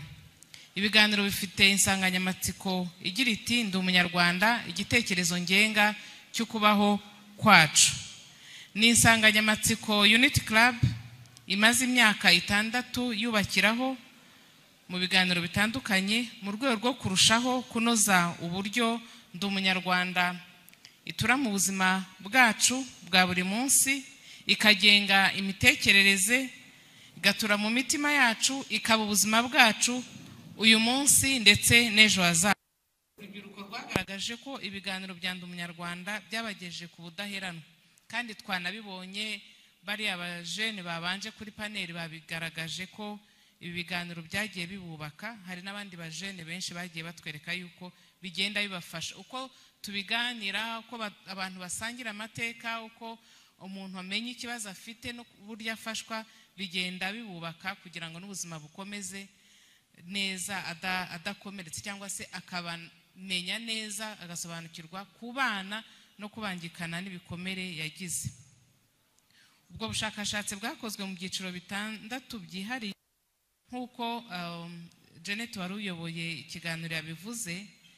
Ni nayo mpamvu nk'uko mwabibonye muri ibiganiro tubategura harimo n'ubuhamya narimaze kubugarukaho. Tuba tugira ngo mukomeze nk'urubyiruko mumenye neza ko ibi biganiro ari isoko yo kugira ngo abantu banomorane ibikomere, ariko no kubona urubuga rwo kubivuga, kubiganira, kuko ushobora no kubura aho ubiganirira bigatuma umuntu adakira. Turifuza ko nk'uko byagiye bikorwa mu yandi mashuri na hano iwanyu mutangiza ihuriro ry'umwe n'ubudaheranwa kandi rigakora. Twabonye urugero rwiza rwa Frank uyoboye ihuriro ryo muri UR. Ngira ngo komite yatowe hano muri AWUKA izigira kuri komite zabanje kugira ngo nabo babashe gukora kandi ibintu bitanga umusaruro. N'ubusabe bwanyu bw'uko twazahuza komite, nyakubahwa minisitiri bigarutseho ko tuzabahuza mu itorero kugira ngo mugire ubumenyi buhagije, noneho mugaruke mukomeze mu butangi muri bagenzi banyu. Iri huriro rero turitezemo byinshi cyane, gukomeza gusakaza uyu murage w'ibiganiro byubaka ubunyarwanda, bibafasha no gushaka ibisubizo by'ibibazo muhura nabyo mu kubaka bwa budaheranwa bw'urubyiruko. Dufite twese inshingano zo kwigisha no gutoza abato indangagaciro ndetse na kirazira, kandi natwe tukaba intangarugero aho turi hose. Ibi byanagarutsweho umwaka ushize wenda gusoza, twakoze ihuriro rya 17 nyakubahwa Madame Jeannette Kagame atangiza itorero. Ngiye kuvuga uko yabitubwiye neza mu ijambo rye ko dukwiye kandi gushaka amasomo yihariye ku mateka, haba mu itorero ariko no muri gahunda y'amashuri mato n'ayisumbuye, mu madini n'amatorero, kugira ngo dufashe abato kumva neza uko u Rwanda rwahoze, uko rwiyubatse, aho tugeze twiyubaka, n'icyo basabwa gukora kugira ngo tugere kuri rwa Rwanda twifuza. Rubyiruko rero, bana bacu, ibi tubikorera kubereka ko uko tubona uyu munsi u Rwanda, uko duhagaze, uko turi muri iri shuri ryiza, uko dufite imihanda myiza, uko dufite ubuyobozi bwiza, ntabwo ariko byahoze, ntabwo ariko byari bimeze mbere y'imyaka 30, ntabwo ariko byari bimeze ndetse na nyuma ya Jenoside u Rwanda rusenyuka. Ni ibintu byakozwe n'ubuyobozi kandi bigikomeza. Muri iki gihe ingengabitekerezo ya Jenoside igenda yiyongera kandi ihindura n'isura. Ndumva na nyakubahwa minisitiri yabigarutseho, ndetse n'uwabaje ikibazo cy'uburyo hakoreshwa imbuga nkoranyambaga, ngira ngo yarazi neza ibyo turi buganire dusoza. Ubona ko ni ingengabitekerezo no ku mbuga nkoranyambaga irahari, abantu bakwirakwiza amacakubiri, ibihuha, ibintu bisenya u Rwanda, rero nk'urubyiruko mwese muba kuri social media, nyakubahwa minisita yavuze ngo murare mufunguye account aho mushaka hose, ariko mugomba kuzifungura, cyane ko batubwiye ko iyi campus ari ya IT. Ubwo ngira ngo ubundi abenshi ubwo barazifite account, ariko abatazifite barare batabikoze. Icyo tubasaba nuko ubumenyi mubonye nubwo muzakomeza gushakashaka mugasoma mukabibona, mukwiye kutarebera ku bantu cyane cyane bagoreka amateka, batuka ubuyobozi bw'igihugu cyacu, abantu banga u Rwanda. Umuntu wanga u Rwanda ubundi bwabatwanga twese. Ubwo rero turasaba kuba maso, tukamenya kwamagana ibibi, tukaba umusingi w'umusemburo mu kwigisha no kumenya ukuri ku mateka y'u Rwanda, kuyasobanura abakuru n'abato no kubaka igihugu kiziramo jenoside ukundi. Nsoza rero nagira ngo nongere mbashimire mwese kuba mwitabiriye, nshimire ubuyobozi bw'iyi kaminuza bwatwakiriye, kandi tubizeza yuko nk'uko mwabisabye tuzagaruka kenshi gashoboka kugira ngo dukomeze twimike ndi umunyarwanda, kuko n'ubuzima ni igitekerezo ngenga cyo kubaho kwacu. Tukaba dutangije ku mugaragaro ihuriro ry'ubumwe n'ubudaheranwa mu ishuri rya UK Gishushu campus. Murakoze, mugire umugoroba mwiza.